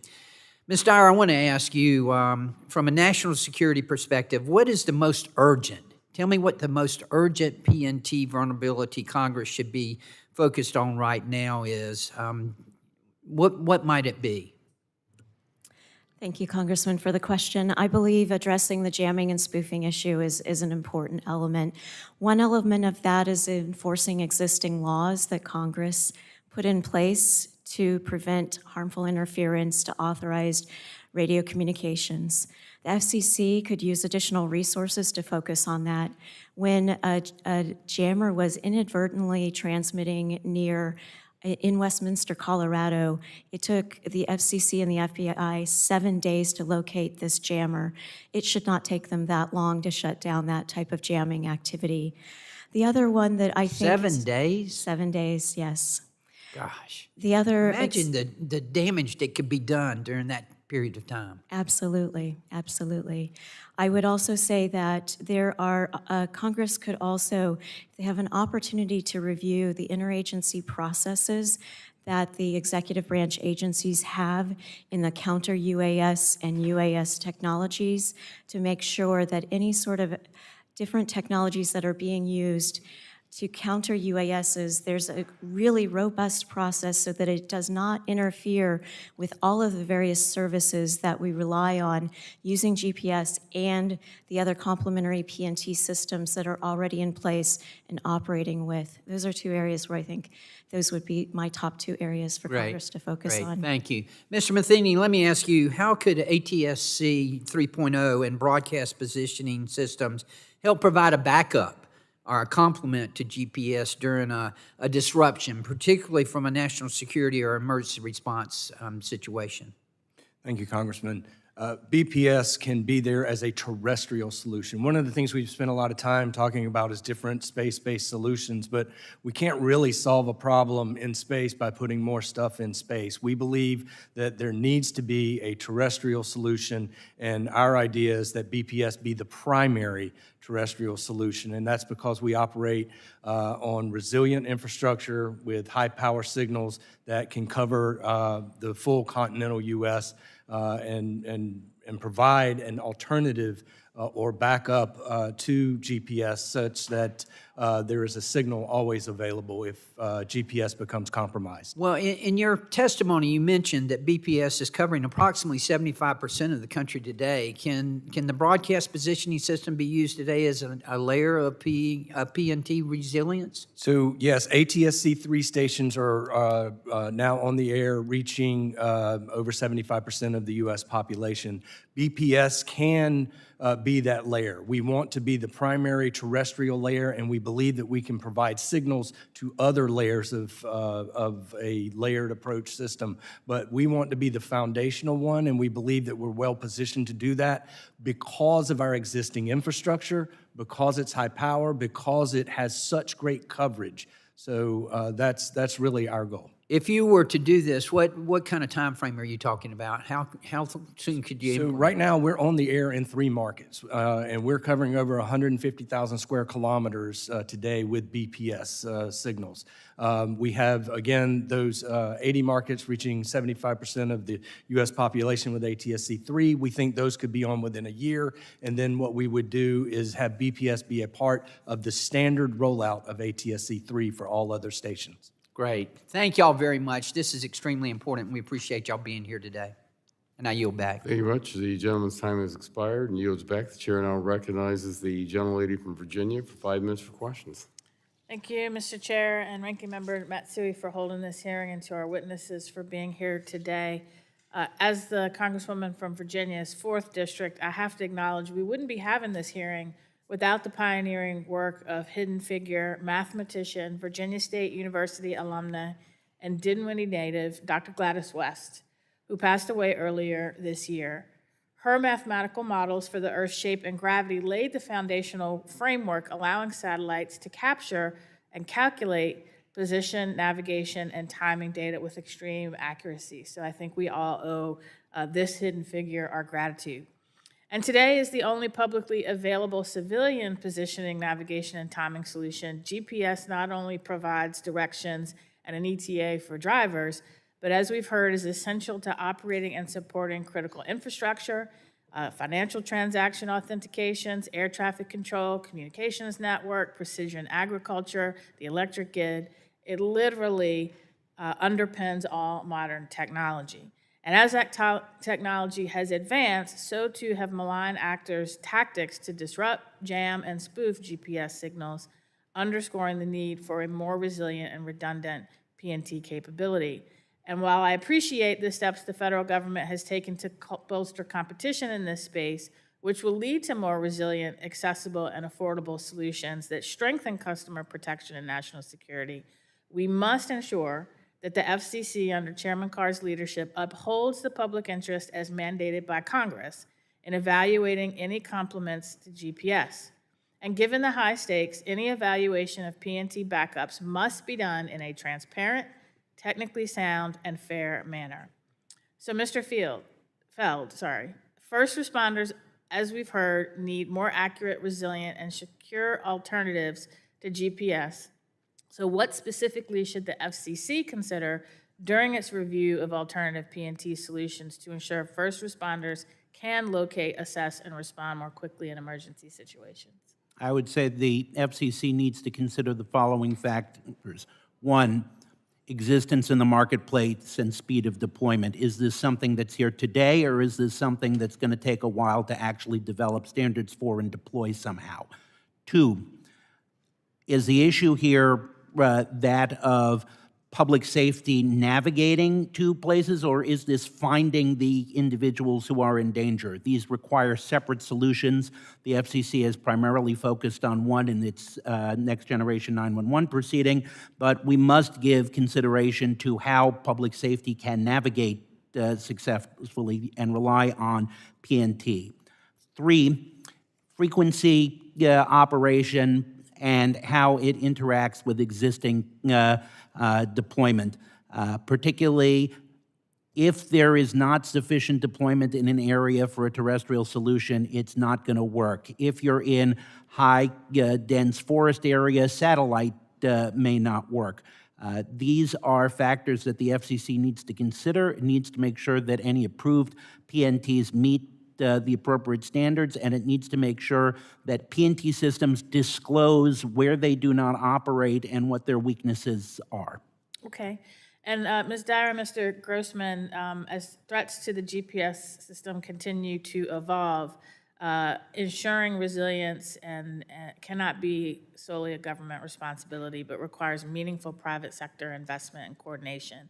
And you may need to provide fuller answers on the record, but can you discuss the investments the industry has already made to harden GPS and related PNT systems against growing cybersecurity threats, and specifically where you've seen the greatest progress in areas such as signal authentication, redundancy, anti-jamming, and where are there still gaps? Yes, thank you for that question. I think some of the many device and receiver manufacturers in the United States are very aware and very concerned about the cybersecurity vulnerabilities of their receivers and devices, and have taken extraordinary steps to really reinforce their capabilities so that they are not vulnerable. They regularly issue patches to make sure that their systems are up to date. They are also integrating integrity monitoring types of capabilities to detect when a different signal's coming in, and when that signal looks bad. They also pull in a number of different signals from different complementary PNT systems to also help them discern when a signal doesn't look like it's working well. Sometimes it's just a malfunction of whatever system the signal is coming from. Sometimes it's nefarious, sometimes it's not nefarious. But the more signals you have, the more availability you have to figure out when something's going wrong and discard those signals so that it doesn't affect the user. Okay, unfortunately, my time is up, so if the rest of you want to answer on the record, I'd appreciate it, and I yield back. Thanks. Thank you very much. The gentlelady's time has expired and yields back. The chair now recognizes the gentleman from the 7th District from South Carolina for 5 minutes.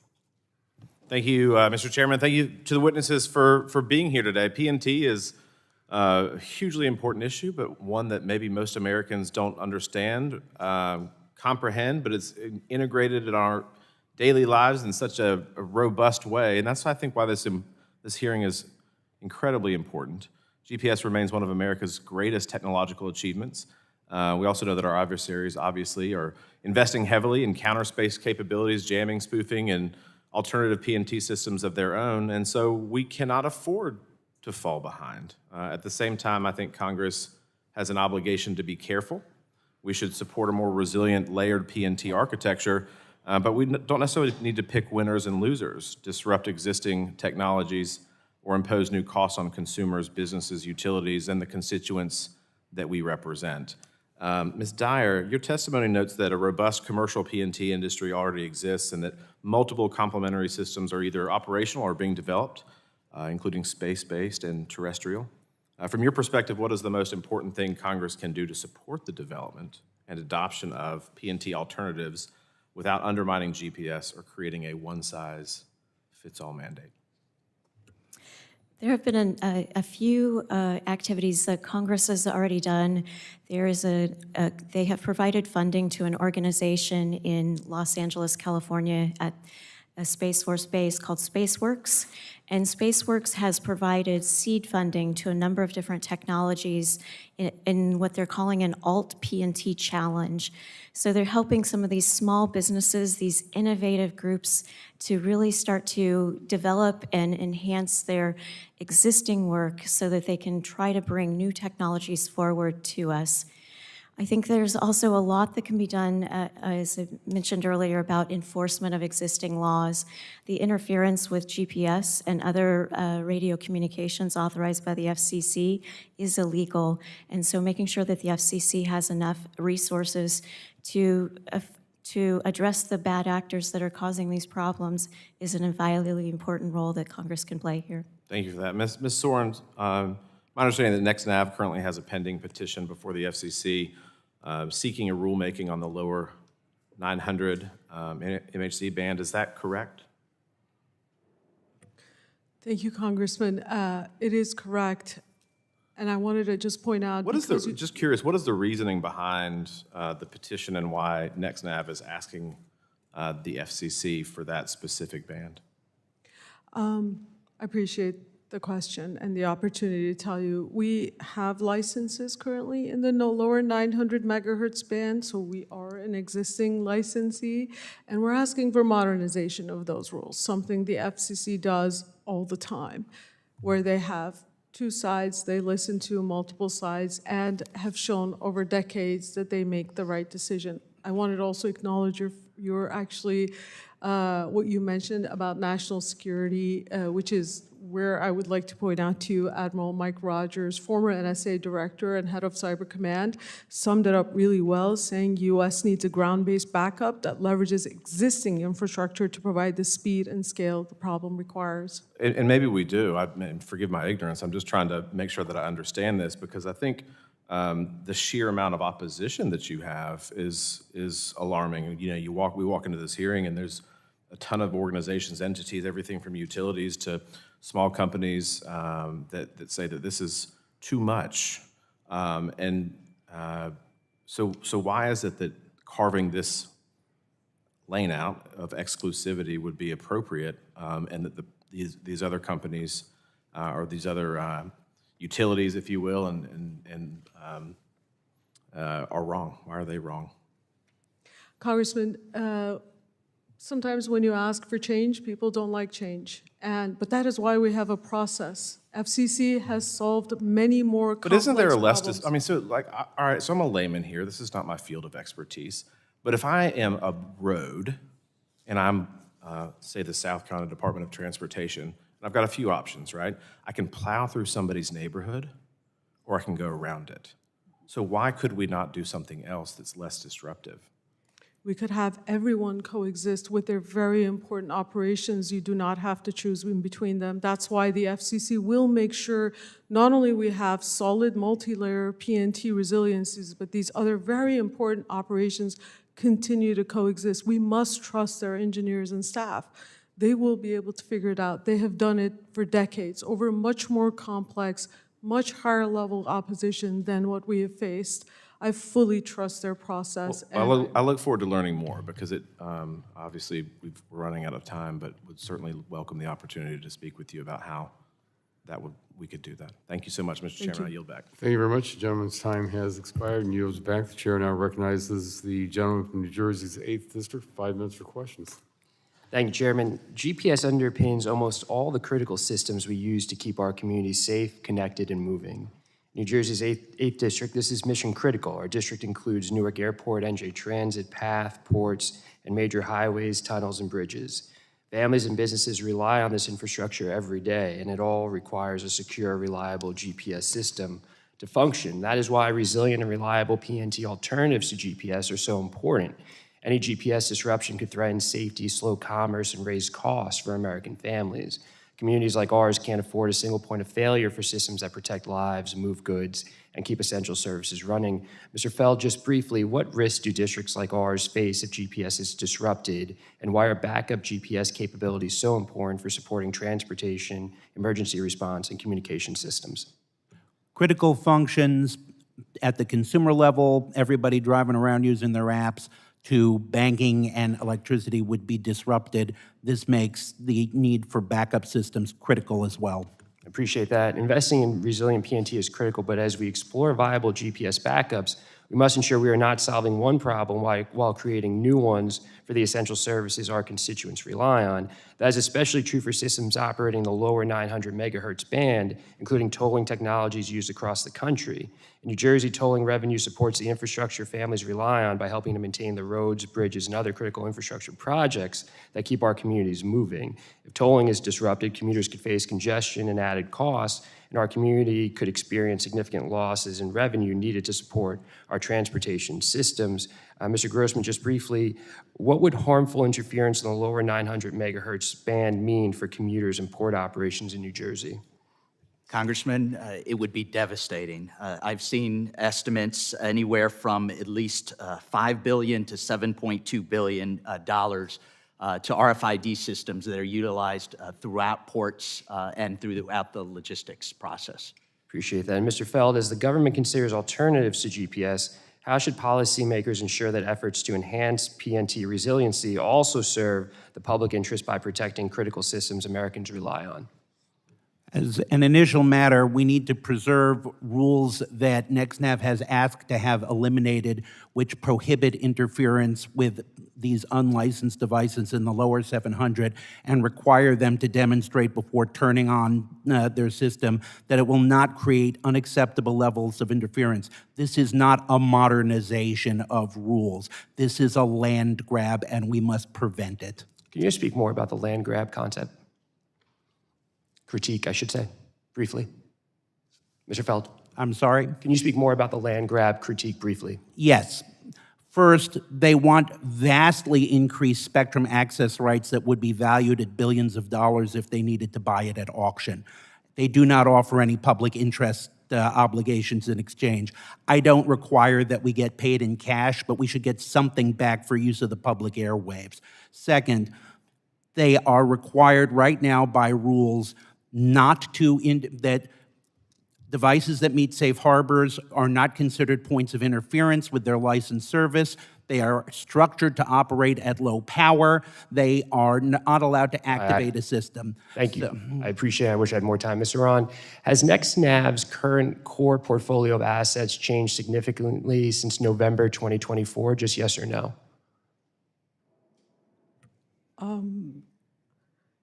I'm sorry, can you Your repeat core that question? portfolio of assets, has it changed significantly since November 2024? Just yes or no? It's the same, has your portfolio of assets changed? We have acquired more spectrum through a secondary auction, secondary markets. Our existing spectrum was through existing licenses, and we acquired more spectrum through secondary markets. Generally the same pool of assets since November 2024, because prior to Trump's election, November 2024, NextNav stock was trading well below its current 52-week low. But in the lead up to the election and after, NextNav stock saw a significant jump. Brendan Carr in Project 2025 discusses the importance of FCC taking a more aggressive approach to GPS resilience, and now Carr is in a position to pick winners and losers through petitions at the FCC. And despite concerns from all of the other witnesses here today and several members of Congress regarding NextNav's pending proposal before the FCC, NextNav stock is currently trading near its 52-week high. So it seems the market is responding favorably to the potential success of NextNav's proposal. Is that fair to say? Congressman, NextNav has put a vision forward 3 years ago, and that vision is a solid PNT backup and complement to GPS. Our path and mission is very clear to the market. But 3 years ago, the stock was trading at a fundamentally different place, about a third of the current value that it's currently trading at. So it seems that there's different market sentiment than 3 years ago, and I think it's in connection with Brendan Carr now being the chair of the FCC. With that, I yield back. The gentleman's time has expired and yields back. The chair now recognizes the gentlelady from Indiana's 9th District for 5 minutes for questions. Thank you, Mr. Chairman, and thank you to the witnesses. GPS is one of the great American success stories. It is the invisible infrastructure underneath our entire economy, the financial transactions that clear every morning, the air traffic control that keeps us safe, moving millions of packages every day, and the precision agriculture that helps farmers keep up with increasing demand. I also remember a time before GPS, and the amount of improvement to daily life that it provides is substantial. But the last piece about precision agriculture is personal for me. Back in the Indiana State Senate, I worked to get broadband access to the unserved corners of the state of Indiana, and I'm still working on that today. I appreciate the support for the Data Bridge Act, Ms. Dyer.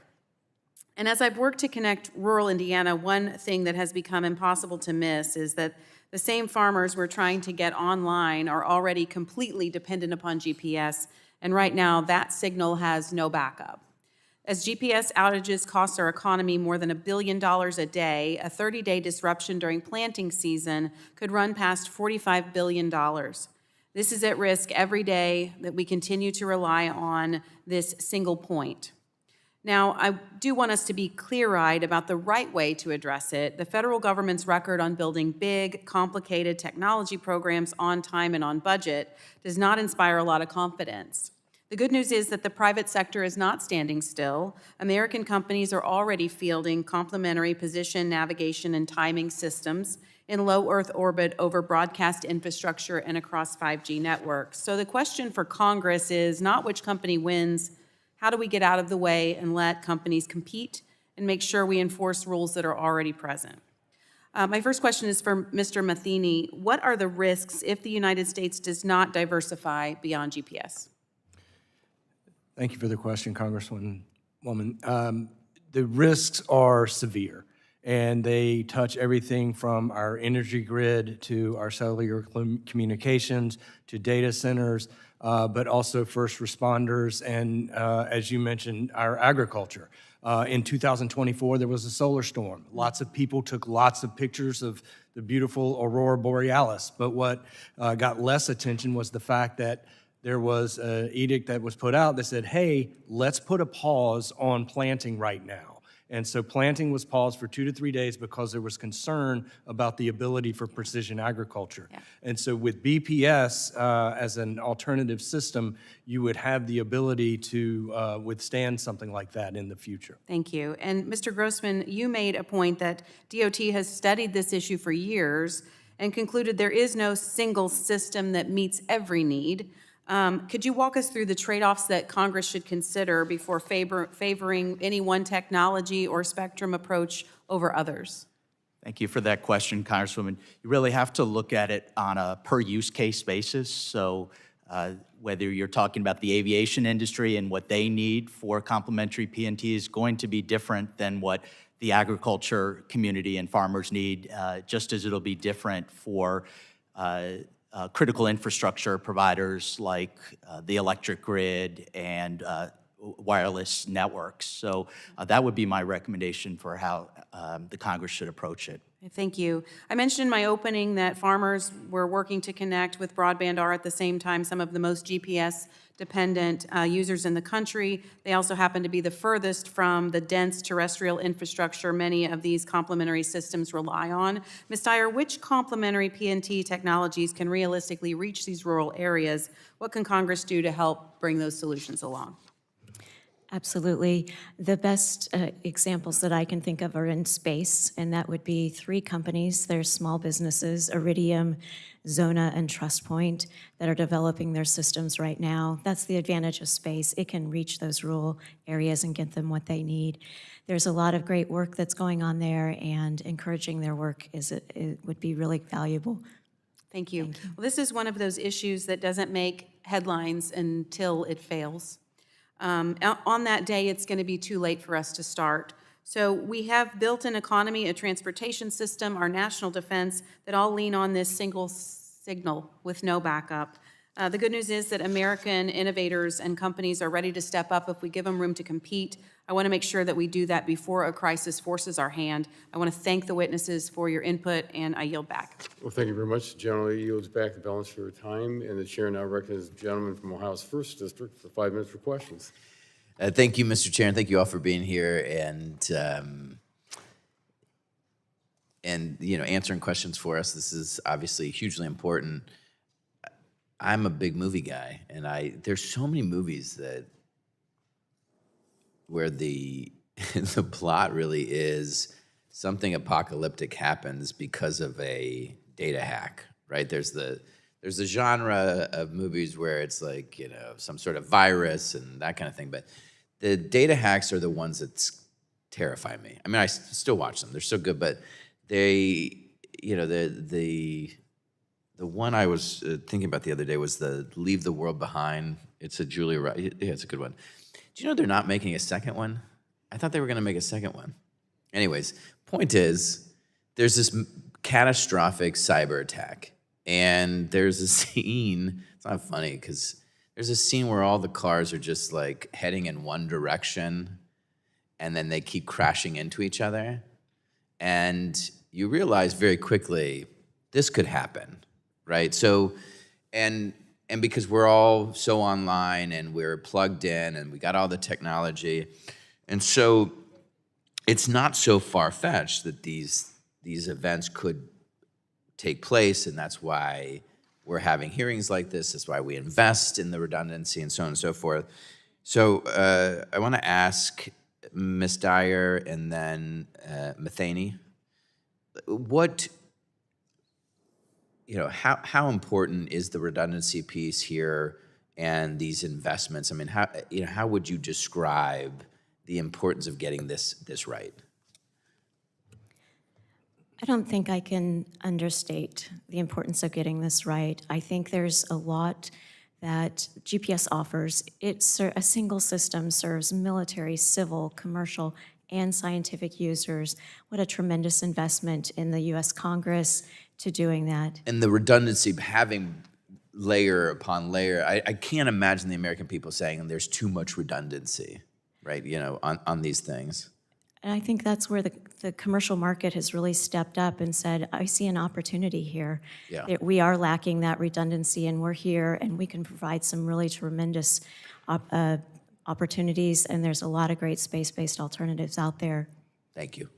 And I would add to that we really do need a terrestrial component to it, and that's going to be very important because when you talk about layers upon layers upon layers, we need a terrestrial component because it provides a very reliable, high-power signal that can deliver the timing that is needed, because those cybersecurity issues, you've got authentications, you've got encryption protocols, you've got all sorts of time synchronization servers, routers, cloud systems that need precision time to operate. And so with BPS, we can offer a reliable system. And the challenge, as I understand it, is, it could interfere, these things can interfere with all kinds of different aspects of our lives as we're adding more and more. And the next nav piece is, that's the big question. But the answer is that we do have this, the FCC comes in and they can look at all of it and say, there's no interference here, there's some interference here, and then we problem solve that interference. Is that a fair assessment? Ms. Brown? That is a very fair assessment, Congressman, and I just wanted to highlight, as a company with 20 years of PNT experience, I'd love to have also an opportunity to talk about that. We are currently operational, only commercial provider, sitting here today, and also future expansion, and absolutely we should trust the FCC process for any other concerns. So, Mr. Field, Mr. Grossman, you agree, this is something the FCC can do, that when we find interference, we work it, we solve the problem, and that we sort of all work together to try to solve this? I've been in a lot of spectrum fights in the last 20-something years. I've never seen anything like this. This is a fundamental restructuring of the service. These are 10 pages of modifications to the actual functioning of the rules. That's not an interference question, that's a structural rule question. What we're talking about is extraordinary. I am usually a big proponent, and last time their previous company, Progeny, came in looking for a waiver, I was sympathetic, because the question was, how do you get out of testing hell to get everybody satisfied, but not this time. Got it. Mr. Grossman, I got to get your opinion. I ran out of time. I'm so sorry. Thank you all very much. I agree with the comments Mr. Feld made. Okay, got it. Thank you. Thank you very much. The gentleman's time has expired and yields back. The chair now recognizes the gentleman from Florida's 9th District. Oh, I'm sorry. Oh, I didn't see the gentlelady come in. The chair now recognizes the at-large member, the gentlelady from North Dakota, for 5 minutes for questions. Sorry. Good afternoon, everyone. Thank you for being here and focusing on such an important discussion today. And it's such an important issue. I'm curious to address some things that I feel like, at least in the time that I've been able to be here, I wasn't able to hear a lot about, or enough discussion compared to what I think we should be in terms of exploring all available options.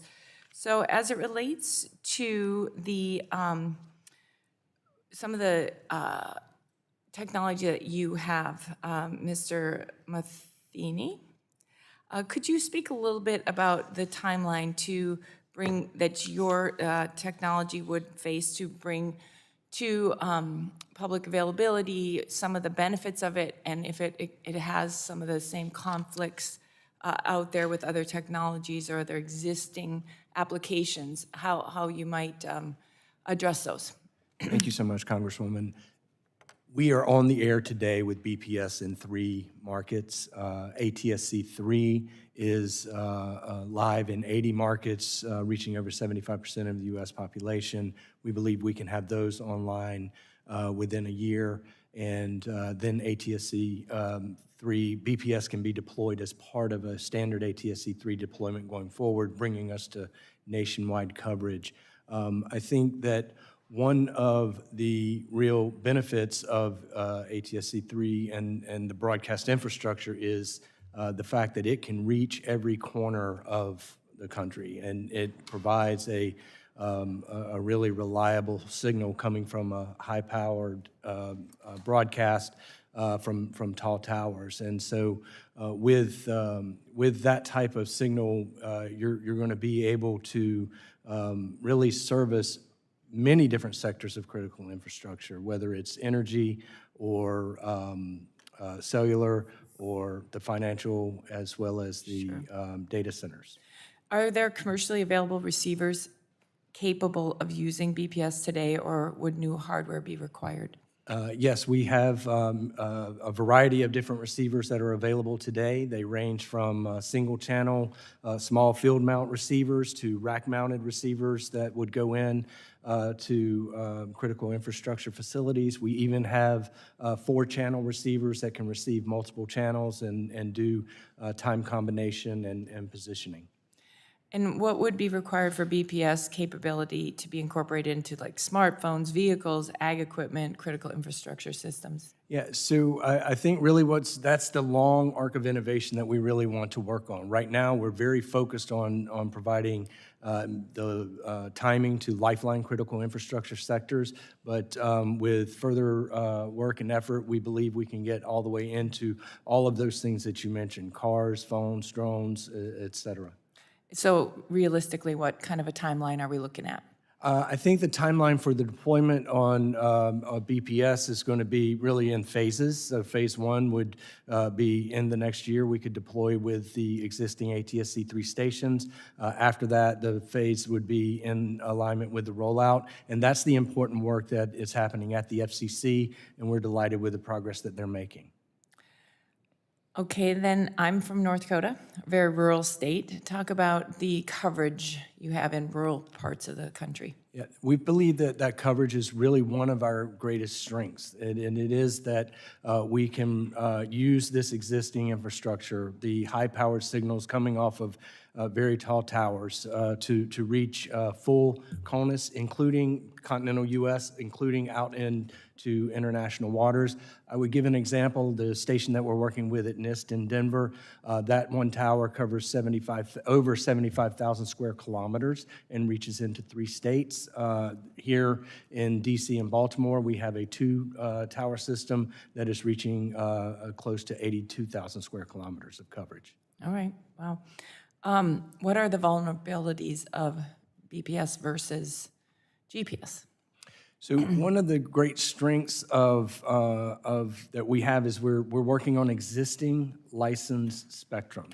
And so what that means is that we have a very clean ability to transmit. There is going to be no interference. We're not going to be having challenges in that regard. And so I think that puts us in a very good position as opposed to GPS, which operates on a very narrow band, and when it reaches Earth is a weak signal. Okay, very good. Thank you, sir. My time's up, but I would offer that I have a few more questions that we'd like to submit for all of yours response. Thank you very much. Thank you very much. The gentlelady yields back, and the chair now recognizes the gentleman from Florida's 9th District for 5 minutes for questions. Thank you, Chairman. The spectrum known as 900 megahertz band has been used in our daily lives for quite a while. We see it throughout Central Florida, aviation and places like Orlando International Airport to track customer baggage and inventory, and the huge amount of retail opportunities in Central Florida. Those of you who've been on vacation there know to prevent theft and track inventory for our utilities with smart meters, which especially during the summertime, people are very interested in energy efficiency. For our agriculture, our ranches, and our orange groves. For toll collection like SunPass, although many Floridians wouldn't be sad if that wasn't charged all the time. Rail operations, defense, and our aerospace industry, public safety, military, you name it, they're using the 900 megahertz band. I recognize GPS has its vulnerabilities. We've heard it already multiple times, jamming, spoofing. Especially right now, we're seeing it in the Middle East and areas near Europe. And so having GPS alternative proposals are important, but they need to be thoroughly vetted. And so this is an important discussion here today. We have to protect existing uses, though. So very important. That's where we start from. And if we could effectively do that, then we can consider some of this sharing. And this committee is critical in the oversight as the FCC reviews this technology. We've seen a lot of political decisions at the FCC lately, and so we need to make sure that that is not permeating into some of the staff decisions that I know are going to be important to this. We've talked about redundancy, about layering. It'd be great to hear from you all. We'll start with Mr. Feld. What do you think your ideal redundancy mix is for navigation? I know you said improving GPS, but if you had to have other things included in it, what would that system look like? Well, I think it needs some of all, because we can't deal with maritime and other issues that are not part of the terrestrial United States without satellite. We just can't. But satellite will face its own set of restrictions. We're going to need terrestrial. I think that there are a lot of good options out there, and I think that, frankly, I think AI is going to help us out quite a bit on a number of these things, as it is capable of recognizing the patterns and actually geographically locating us based on immediate feedback of the area. Thank you, Mr. Feld. Ms. Dyer, you know, it was just mentioned about space base. We launched those rockets in Central Florida at the Cape. What is your ideal redundancy mix for navigation? Thank you for the question. I think that modernizing GPS is my #1 priority. I think that's should also be the nation's #1 priority because of all of the various contributions that we've outlaid today. Well, let's say we do that. What else would be added to the mix if we had to create these redundancies? To GPS, I would add the low Earth orbit satellites because they can provide that global coverage in a way that terrestrial does not. There are a number of terrific terrestrial systems that are already operating. There is internet-assisted smartphones that are using hangover information that allows it to stick with the phone, even if GPS were to go over. They can hold for about 7 days worth of information. Because my time is limited. Mr. Matheny, what do you think your ideal mix would be? So I think first and foremost, GPS is a wonderful technology, and I think that I agree that LEO could be a nice complement, but I'm really focused on the terrestrial solution, and I believe that we need at least 2 terrestrial solutions, and that BPS can be the primary terrestrial solution, given its coverage and given its performance. Again, our National Institute of Standards and Technology, part of the Department of Commerce, has said that BPS is comparable to or better than GPS, and that's what we want to bring to market. Thank you, Mr. Matheny. Mr. Grossman, what would be your ideal mix? Congressman, it would be a combination of technologies similar to what Mr. Feld said, a combination of terrestrial and satellite-based solutions. I do think 2 key questions to ask as you're evaluating: are there receivers readily available to utilize that service? If there are not, that's a process that could take a couple of years. The second factor I would say is that technology going to cause harmful interference to other users? We believe that you can choose options that meet both of those tests.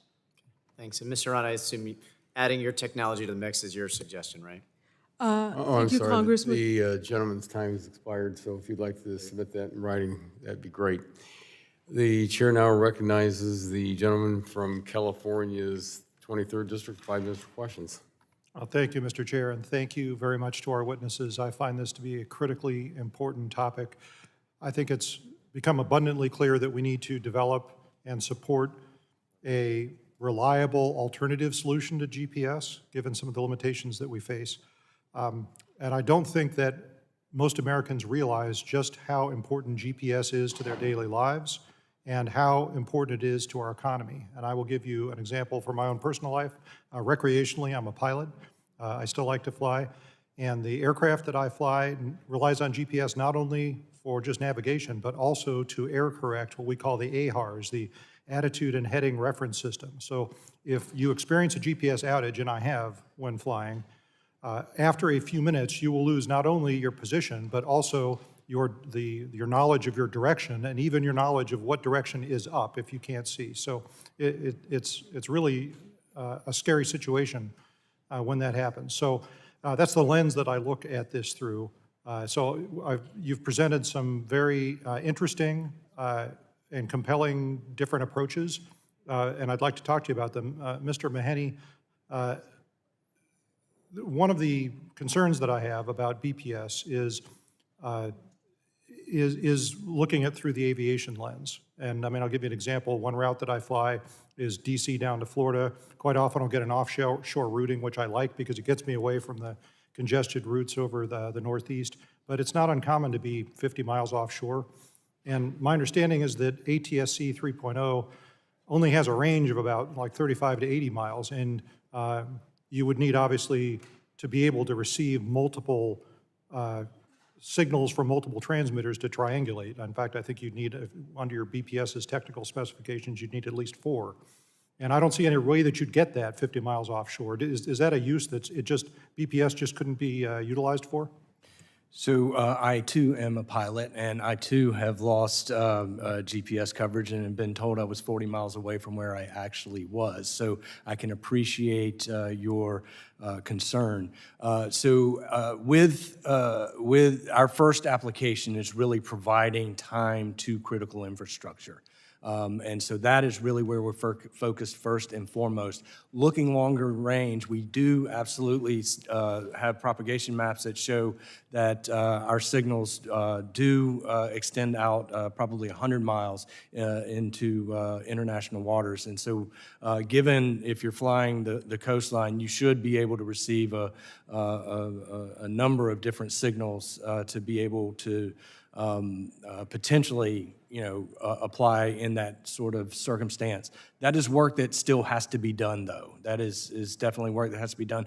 But airplanes use VHF radios, and we operate in the VHF and UHF bands, and so these are things where we are already having conversations with folks that were involved in designing the Wide Area Augmentation System, or WAAS. Mm-hmm. Mr. Rund, I had a similar concern about NextNav. I mean, relying as it does on 5G, I think the range concerns are even exacerbated because even low-band 5G signals might peter out after 10 miles or so, and modern aircraft can fly above 40,000 feet. That's 7 miles up. So you'd have to be almost straight over an antenna to be able to get a location signal. Or am I looking at that the wrong way? Congressman, you're absolutely right. First of all, let me just talk about the fact that 5G networks are very dense. We do not have a multilateration problem, right? At any given point during their coverage, you actually get perfect positioning. So we just don't. As long as you can receive it. Well, you have to have multiple receivers, like you said. Absolutely. We also need a layered infrastructure. From what you said, you need to have satellite resiliency in the areas that's not terrestrial. As far as airlines go, there's only a certain elevation. Beyond that, you still need satellite elevation. So yes, we only solve part of the problem. You need the layered architecture for the rest of it. But if you look at GoGo, you do get up to a certain level of being able to multilaterate. In fact, in the sky, you see a lot more signals down on the ground, so you can't do the multilateration through the terrestrial networks up to a certain height, but after that, you absolutely need to rely on satellites. So, I love the idea of having a terrestrial backup solution just because, I think that relying exclusively on satellite solutions is too one-dimensional, but I do have these concerns. The terrestrial solution to be utilized for aviation and maritime would have to be low frequency with a long bandwidth, long wavelength, so that, you got the range that you would need for those applications. So, but appreciate everyone's testimony. I yield back. Thank you very much. The gentleman's time has expired and yields back. The chair now recognizes the gentlelady from Illinois' 2nd District for 5 minutes for questions. Thank you, Mr. Chair and Ranking Member Matsui for holding this morning's or afternoon hearing, and thanks to our witnesses for participating. Farmers in my district and across rural America rely on GPS-guided equipment. A GPS outage stops the guided tractors, the field mapping, and the precision spraying. The yield really takes a hit. That is why we must have backups to GPS in the event the worst happens. However, the path matters as much as the goal, and right now the FCC is considering a complement to GPS that would reconfigure the lower 900 MHz band. This band is used by hundreds of millions of unlicensed devices every day, including the agricultural sensors farmers depend on, and I have 4,500 farms in my district. I'm urban, suburban, and rural. As the FCC evaluates this proposal and others, I want to make sure that any backup that is approved has to reach rural communities and protect the equipment they run already. Mr. Ron, and happy birthday to you. Your testimony makes the case that a GPS outage would hit agriculture hard, and NextNav proposes to fill that gap. But some warn that reconfiguring the lower NHMHZ band would interfere with the agricultural sensors and unlicensed devices farmers already run on that band.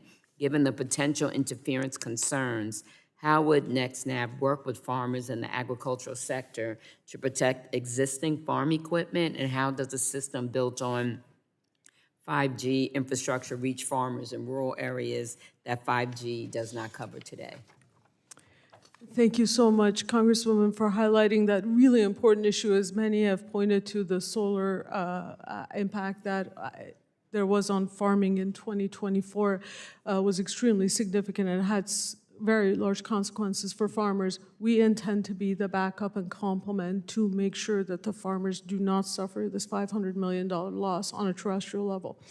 As far as our modernization of the lower 900 megahertz band, we have done 2 years of simulation, field tests. We're operating currently on the network today. We do not see an impact through our engineering. I back my engineering as an engineer, but that's why we have the FCC, that if nobody needs to take our word for it, that's why they have to go over there, present their facts, present their data, and the FCC will absolutely prioritize something as important as farming to make sure it's not impacted, equal to having a PNT backup and complement. They have incredibly smart engineers and staff. All righty, thank you so much. Mr. Feld, the NextNav proposal will put a high-powered 5G network in the lower 900 MHz band that farmers, sensors, and monitors already rely upon. What happens to that equipment if the FCC grants the NextNav proposal? And are there any guardrails the FCC should impose or could impose on NextNav before approving its proposal so rural communities are not disadvantaged and the devices already in the band are protected? So a couple of things. One is I feel constrained to point out that NextNav has not agreed to accept any build-out obligations or other things to ensure serving rural America. 2, it's very hard to cure this stuff after the fact. There's a nightmare that if you tell people about the 800 megahertz rebanding where the FCC, based on its lab results and based on the best technology was available, approved Nextel's operation in the 800 megahertz band, expecting that it could resolve interference with public safety systems. That turned out to be a disaster that took a decade and billions of dollars to straighten out. The issue here is the enormous amount of power. The fact that they have called for the elimination of rules that currently protect the operation of unlicensed in the system. Now, there are some things that might conceivably be done. We have in CBRS and other places a database system that allows you to deactivate the use of spectrum if it turns out it's creating too much interference. But it's going to be really hard based on what they're trying to do here to preserve operation in the 900 megahertz band, not just for the unlicensed, but for neighboring services as well. Thank you so much for your response. Precision agriculture is so important to the economy of our country and keeping us all fed, and it must be protected at all costs. That is why I was proud to work with my colleague and he's not there, but Rep. Latta on the Precision Agricultural Satellite Connectivity Act. This legislation directs the FCC to review its satellite rules so precision agriculture can reach the farmers who depend on it. And thank you to the witnesses, and I yield back.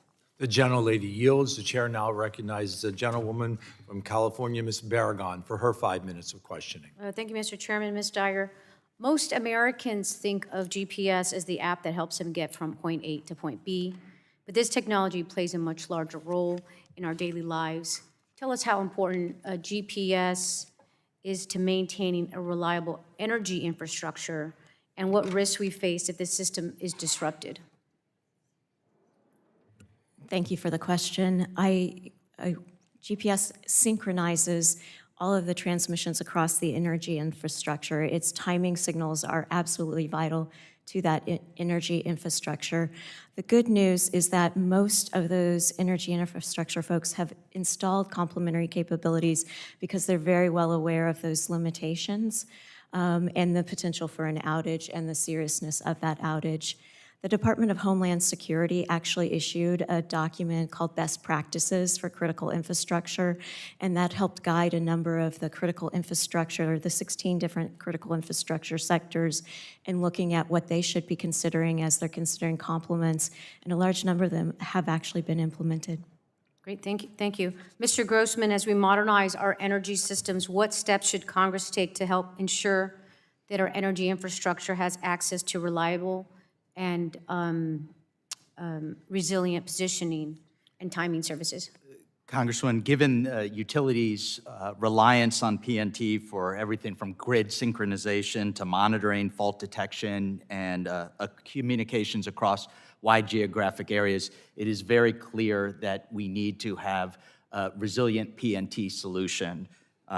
Complementary PNT capabilities can provide independent timing and position information. And so we would encourage you and the committee and the broader government to think about what are those solutions that are best suited for critical infrastructure.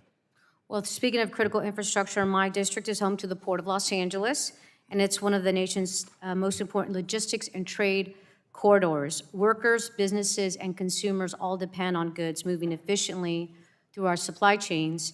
As supply chains become more connected, how important will resilient positioning and timing services be to keep goods moving and avoid disruptions that raise costs for consumers? Congresswoman, very important. If the GPS signal at a port such as in Los Angeles were jammed or spoofed, companies could lose visibility into the location of vehicles and cargo. So again, similar to the example use case you brought up before, absolutely we need to have resilient PNT. I would also point out, again, that the lower 900 megahertz is used for RFID tags, which are found throughout ports and throughout the supply chain process. So if those are disrupted by a complementary PNT service, it would also be devastating. So we need to make sure we find a complementary PNT technology that does not cause that harmful interference to our nation's ports. For those watching, what is an RFID tag? Radio frequency identification. And why is that important? So it allows retailers, there are over 50 some billion of these tags. It's for major retailers, how they manage inventory and logistics. It's how they know where the goods are. Great, thank you. Mr. Feld, your testimony raises concerns about maintaining broad public access to position and timing services. As new technologies emerge, how do we ensure that innovative and resilient positioning and timing technology benefits everyone, including communities that may not be early adopters of new technologies? Yeah, I'd like to point out that all the applications we're talking about for the electric grid, precision agriculture, all of these things were made possible by Open GPS, because no one would have paid lots of money for a service they didn't know about or that was reserved exclusively for the military or for a small handful of users. But because it was there, they were able to experiment and were able to develop all of these use cases that we rely upon. So maintaining that openness is critical. It's critical for individuals who rely on these services, even if they don't know they're relying on it. It is critical for the development of new services. We cannot have a K-shaped GPS system where we move to a premium for some and let others rest at the bottom. The network depends on its universality to deliver the maximum benefit, and we don't know what innovation we will be losing by screening out people who would otherwise not have access. Great, thank you to all our witnesses. I yield back. The gentlelady yields. The chair now recognizes the gentleman from Texas, Mr. Pfluger, for his 5 minutes of questioning. Thank you, Mr. Chairman. Can anybody speak to any of the nefarious activity that's going on, maybe in the Middle East or around on the GPS systems there, how that affects? Yeah, please, Ms. Dyer. Hello, and congratulations on your recent retirement from the Air Force. Thank you. Jamming and spoofing is taking place throughout the Middle East right now. Some of that is there's some speculation that some countries are actually jamming and spoofing as a defensive mechanism, so that when drones are heading in their direction, the drones will lose contact, lose their navigation heading, and then drop down out of the sky. Some of it's been done to try to prevent some other activities that governments are conducting in that area that are using GPS to be reliant upon. So kind of going off of that theme, when we are prioritizing and evaluating the technologies, what are some of the criteria and interoperability or resilience standards that we should be looking at? I know you guys have discussed this already, but just to reiterate, I mean, what are the most important standards that we need to be considering?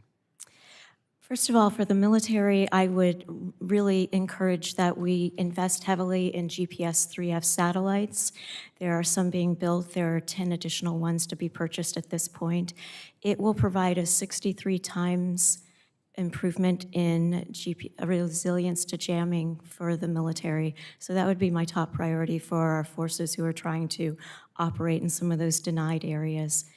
The next step, I would say, is to add another signal to, we're almost there, it's called the L5 signal. It was developed specifically for aviation. We need 3 more satellites up in space to be transmitting this to complete the constellation of L5 signals being transmitted from GPS, plus some ground station improvements that are starting to get underway but could be accelerated so that that signal could be integrated into all of the aviation and maritime industries that are currently facing some of the biggest challenges as they're trying to transit through the Middle East and other areas. So those would be my top 2. I'd also think that looking at the commercial PNT systems that are almost there and ready to go would be my other priorities, that they're going to offer much more resilience to jamming. Congressman, may I also add? Admiral Mike Rogers, former NSA director and head of Cyber Command, says things with speed and scale. You need those kinds of systems. So multi-layered, satellite, terrestrial, but on the terrestrial ground base, he calls out speed and scale. So meaning that solutions that can be in many different devices, solutions that are fast to the market, and I completely agree with him. Okay. I'll take one more and then I have another question. Yeah, I would just point out that we, with BPS, have been working with the National Institute of Standards and Technology, part of the Department of Commerce, the keeper of weights and measures for our government. And so we have been working with them to meet all of the relevant standards as it relates to the various different critical infrastructures. And not only are we meeting them, in many cases, we're far exceeding them. Thank you. Mr. Grossman, are the consumer devices that we have today capable of receiving both GPS and maybe alternative PNT signals? Yes, Congressman. So if we're talking about let's use smartphones, for example, since at this point they're probably the largest number of consumer-enabled devices with GPS. There are a number of other PNT technologies that are incorporated in most modern smartphones, a barometer, accelerometer, Wi-Fi, Bluetooth. These are all happening behind the scenes of the device, combined with GPS to improve accuracy. Most consumers may not realize it, but they're all there helping to improve the accuracy of the device. Is there because we're hearing a lot of different things from, the different stakeholders, and obviously this is really important that we get it right. In the same way that we see spoofing, jamming, or some other interference with aircraft, is that also possible with personal devices? Absolutely. I mean, GPS jamming and spoofing is a real threat, and I think we need to go about it through a two-pronged process. There's the one Ms. Dyer's talked about, the modernization of GPS, which is going to improve the accuracy and resiliency of the constellation, making GPS better, but then we should also continue to explore these complementary PNT solutions. Thank you for helping us as we consider these very important criteria and moving forward. And with that, Mr. Chairman, I yield back. The gentleman yields. I now yield 5 minutes to myself for questioning. Thank you to all our witnesses for being here today. The topic of this hearing is one that impacts Americans across countless industries, including, as mentioned by Representative Kelly, agriculture. GPS technology is a critical component of precision agriculture. Farmers rely on this infrastructure each and every day to improve farming efficiency, to track important environmental factors that may impact their crop yield, and maximize profitability. The use of precision agriculture, it's truly revolutionized the industry. Advancements in technology have vastly improved farmers' approach to their livelihoods, giving them opportunities to innovate, to focus on efficient strategies, to increase crop yield, and to contribute even more to the agriculture economy. In the district that I represent in South Central and Southwestern Pennsylvania, the precision and presence of that technology benefits the farmers and the fruit growers. In Bedford County, drone technology is used to check crops by monitoring growth and ultimately saves farmers valuable time. In Blair and Cambria counties, West Central Equipment brings precision agriculture machinery to my constituents and actually comes back into the fields and offers services for repair when necessary. In Cumberland County, Swift Aeroseed Services farms with aerial seeding utilizing unmanned aircraft system, again, saving money and saving time. It's clear that rural communities in my district rely on these technologies that bring optimization and innovation to countless farming families. But that doesn't come without its challenges, as you all know. In Pennsylvania's 13th congressional district, the resilience of these technologies that rely on a strong GPS signal is a real concern for many of my constituents, including the farmers. As this subcommittee our GPS infrastructure, it is important that we bring the hardworking farmers that we rely on every day into this conversation. Mr. Grossman, in your written testimony, you discussed the importance of the United States focusing on developing GPS resilience. The impact of inadequate GPS signal will be felt throughout my district. Imagine a farmer spraying fertilizer when that connection is disrupted. This could cause wasted fertilizer, tractor steering failure, and actually even lead to crop loss. Mr. Grossman, without alternative technology in place, can you speak to the impact on precision agriculture and how that should exist with these severe disruptions? Thank you for that question, Congressman. Agriculture presents one of the perfect examples of why complementary PNT is so important. You've described it perfectly in terms of how farmers today are using GPS and PNT. There are a number of other technologies that are already in operation today that augment that connection via GPS, including an example I provided earlier called RTK, which gives that centimeter level accuracy. It's still using GPS, but we need that centimeter accuracy that you referenced earlier, and I wanted you to reference that again. That is important for agriculture. It's important to have that backup system available, correct? Yes, sir. Mr. Matheny, in your written testimony, you described an alternative PNT system. How does the broadcast positioning system perform in rural areas? Are you aware of any application in precision agriculture? So we believe one of the great strengths of the broadcast positioning system is its coverage and the fact that it operates from tall towers at very high power, and it can actually get a signal into those rural areas. The deployments that we have thus far cover from a single tower in Denver, we're reaching 75,000 square kilometers, and so we know that it can play that. We do not have precision agriculture today, but a recent NIST study that was published a month ago said that BPS can offer 3.38 meters of accuracy. That is for navigation. That is before you add RTK. That is before you add other fusion technologies to get down to the centimeter level. We know that we can build BPS into these applications and make it part of the fabric of the PNT. Thank you for your incredible testimony here today. I think we all recognize that GPS resilience and modernization will impact all Americans. And that's no exaggeration. My constituents rely on this technology every day, including, as I mentioned, these hardworking farmers that put food on tables throughout America. We know that food security is indeed national security. we have to make sure that any solutions considered are also effective for rural areas. As we continue this important conversation, I look forward to continuing to advocate for rural areas that are so often left behind as technology advances. Being a personal member of the Pennsylvania Farm Bureau, I stand ready to work with farmers and with fruit growers that I serve and the constituents who benefit from their hard work. We cannot leave agriculture out of this discussion. Thank you, and I yield back my time. I now yield for 5 minutes of questioning to Mr. Mullen. Thank you, Mr. Chair. Thank you to our witnesses for your testimony. Very educational morning. So PNT technology has become indispensable infrastructure in our daily lives, despite the fact that most of us never see it nor even know the extent to which we are relying on it. GPS is the most well-known PNT technology.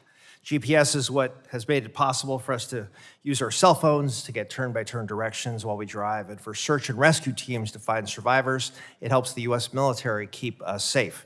In one very personal example, it helps my family and I keep track of our husky dog, Storm, and make sure he doesn't get lost in the neighborhood when he inevitably escapes. We know that GPS, as it stands today, is far too vulnerable and inadequate to meet modern needs. As we've heard, it's too easy to spoof, jam, and take offline. This is also a 30-year-old technology, and newer solutions have shown to address these issues and provide even more precision. Innovative companies have been working on this for years now. I'm proud to have at least one of them in my district in California 15, Zona Space Systems.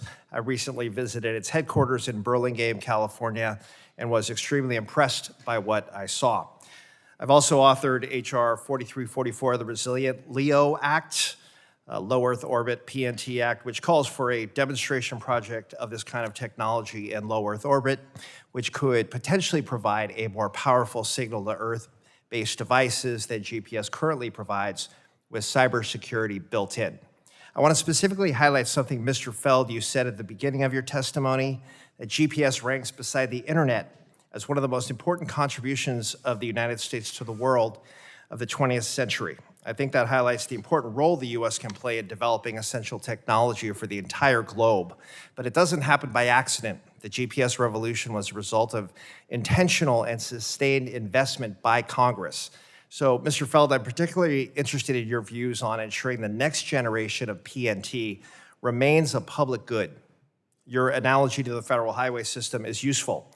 It's hard to imagine our national infrastructure without it now, or wholly turning this responsibility over to private entities solely, although there is certainly a major role for companies to play. So can you talk more about what the risks are to consumers, public safety, and the broader economy if the country moves toward only proprietary PNT systems? And what should Congress do to make sure advanced PNT systems remain accessible to everyone? So first, I'm going to agree with Ms. Dyer that our highest priority should be to upgrade GPS, that it should continue to be the gold standard for global PNT and one of America's crown jewels. The danger of creating a tiered system where we are just pay to play, or we have pay to play and we allow everything else to degenerate, it will, first of all, impose significant costs. The farmers that he was referring to right now have GPS available to them for free. If it is only a private solution, they will have new costs at a time when farmers cannot bear new costs easily. In all of our homes, where we are reliant on the timing function for electricity, if it's only a private solution, that's another add-on to the electric bill.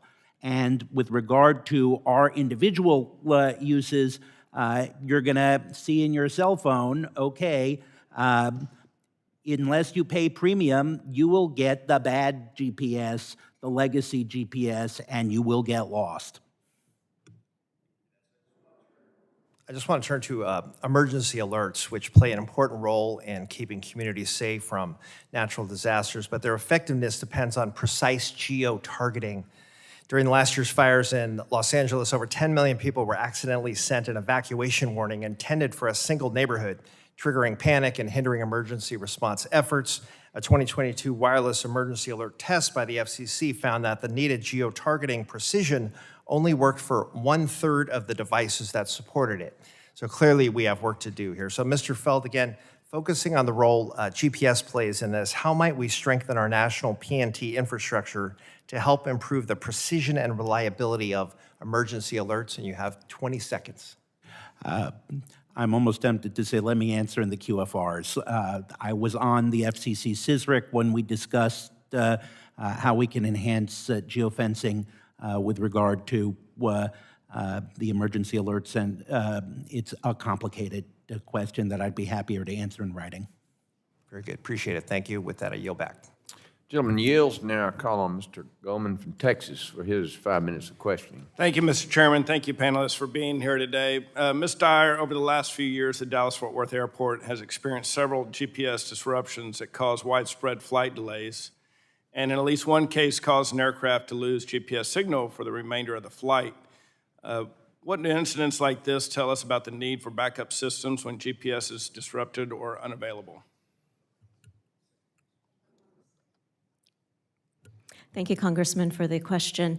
I think in that case, I think there would be two angles to take a look at. One, I would suggest, repeating a suggestion I made earlier, that Congress might have an opportunity here to look at the interagency coordination processes among federal agencies when they are taking a look at testing other types of technologies that might impact those flights coming in and out of Dallas-Fort Worth. It's very valuable as everybody starts descending on the United States for World Cup, for instance. They are going to be almost every element of the World Cup event, transportation as well as the games are going to rely on GPS.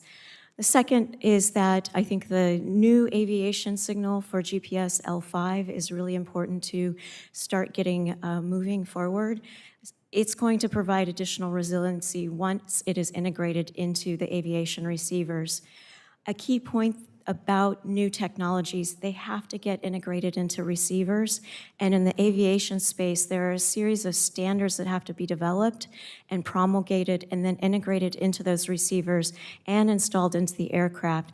So it's not a quick turnaround time to get any new signal installed in any receiver, but particularly in aviation receivers. So the fastest route to improving that is one, looking at those interagency procedures, and two, focusing on the L5 signal.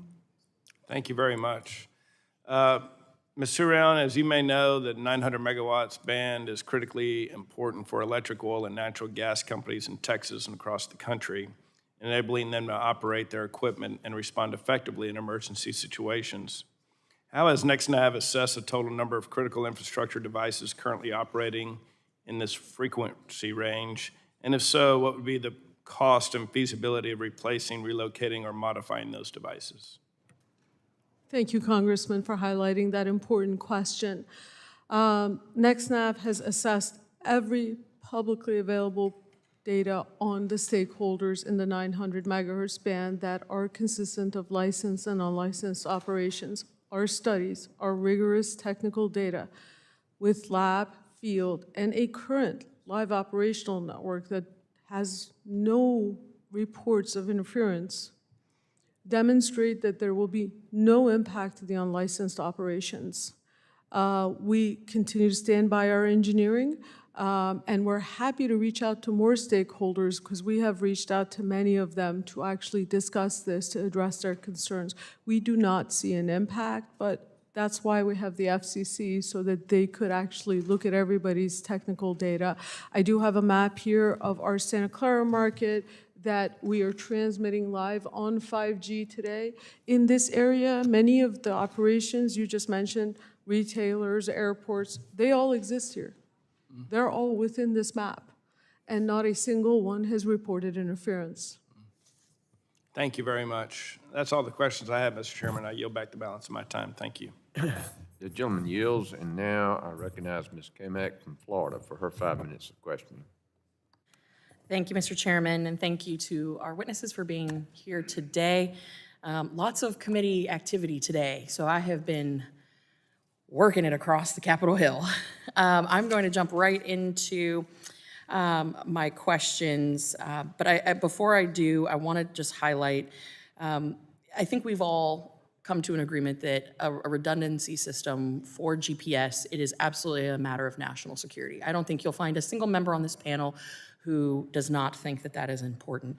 But I think it's a question of how we do that in a way that doesn't create new problems in addressing this current one. So I'll start with you. Now, is it Sarand? Did I say that right? Yes, Congresswoman, Ms. Sarand. perfect. Perfect. All right. I never want to get a name wrong, but I often do, so thank you. So again, I believe we both agree that we need a resilient backup to GPS, especially given the number of jamming threats and other issues. But we have numerous public safety organizations, including fire chiefs, police chiefs, sheriff's associations, et cetera, that have raised concerns about the proposal and the impact it would have on existing operations in and around the 900 megahertz band. As a wife of a first responder, I can say this issue is very personal. So can you explain specifically what independent testing, which you were just alluding to with my colleague, has been conducted to demonstrate that the first responder communication and public safety systems will not experience harmful interference under your proposal? And to add to that, have you communicated with all of these stakeholder organizations, and what have those conversations been? Thank you, Congresswoman. We share the same passion, and thank you to your husband for his service. Until just a few minutes ago, there was the Deputy Chief of Fairfax County, Chief Cox, right here. There was former Commissioner and Fire Chief of Boston, Joe Finn, Ron Cooley, Captain Cooley, so I'm just not going to name all of them, but we need to give importance and significance to these folks. They're putting their lives on the line for us. There's also the organizations you mentioned. They're highly respected. We are in dialogue with them. Will work with them with whatever their requirement is, because what we do today and our product serves public safety. That's why you got a letter from IAFF today. That's why you had 6 out of 10 of the largest U.S. cities' public safety officials write to this committee, which include Houston, Dallas, San Antonio, Phoenix, Philly, Fort Worth, Boston. I'm sorry, a lot of them to say why they need this, because it saves lives. We give vertical Z-axis commercial today to these firefighters. It saves their life. It's when an E911 caller is dispatched, that's our technology is being used. Well, and not to cut you off here, but I represent a very rural district, and communications in rural America today is vastly different than communications, particularly public safety communications, in the urban setting. And when we have one single prime tower for communications and multiple departments that can't communicate with each other because they're on different bands, I think that is a unique challenge that you'll have to overcome. So I would love to know, have you communicated with any of the rural sheriff's associations, any of the first responder associations? I know IAFF, I love them, they're great, but there's a huge rural component that I think needs to be addressed specifically. Congressman, you are absolutely right. Yes, we go to summits, events, talk to them all the time, because if we don't, we cannot build products that serve their needs. We absolutely, and we will make sure we protect them. We will make sure we address their concerns. And you're absolutely right, that rule becomes very important, and we intend to make sure that they continue to do their jobs without being concerned about being found. Now, I'm going to hold you to that. Everyone in this room, especially on this panel, knows that I'm a bit of a bulldog, so I am going to hold you to it in a nice way. But I look forward to continuing that conversation, particularly with our rural public safety officials. I'm going to jump into the existing users that are currently in this band. So a number of witnesses have noted that the lower 900 band is already heavily utilized and licensed and is being used by users that are unlicensed. This is in utilities, as was mentioned, security technologies, other critical infrastructure. Now, CTA testified that hundreds of millions of devices rely on the current operating environment, and while public knowledge cited widespread opposition from public safety, utilities, aviation, and security stakeholders. So why should Congress or the FCC accept the risk of disrupting existing critical infrastructure users when alternative technologies are being developed that do not require such a significant restructuring of spectrum rights? Congresswoman, I appreciate you asking that important question. Let me just say, first of all, we currently have the licenses. We're currently transmitting. We're transmitting 5G in Santa Clara with no reported interference. We've also, in addition to that, put 2 years of lab simulation data testing that shows that Fact-based engineering is important, and I, as an engineer, stand behind all of that. But that is why exactly we have the FCC, because when there are disagreements and there are concerns from others, the FCC should actually handle it. But I can assure you, the same assurance I gave you last time, that our engineering is fact-based and valid, and our operations in the field are a testament to the fact that we could all coexist with these very important operations. We have no intention of disrupting any of it. Okay, I'm gonna, again, follow up with you. I think we have some work to do in order to get this down the line a little bit further, but my time is well expired, so I'll submit the rest of my questions for the record. Thank you all so much, and I appreciate a rapid response. I yield. The gentlelady yields. I ask unanimous consent to insert in the record the documents included on the staff hearing documents list. Without objection, so ordered. Seeing there are no further members wishing to be recognized, I would like to thank our witnesses for being here today. I remind members that they have 10 business days to submit questions for the record, and I ask the witnesses to respond to those questions promptly. Members should submit their questions by the close of business on June 18th, 2026. Without objection, the subcommittee is adjourned.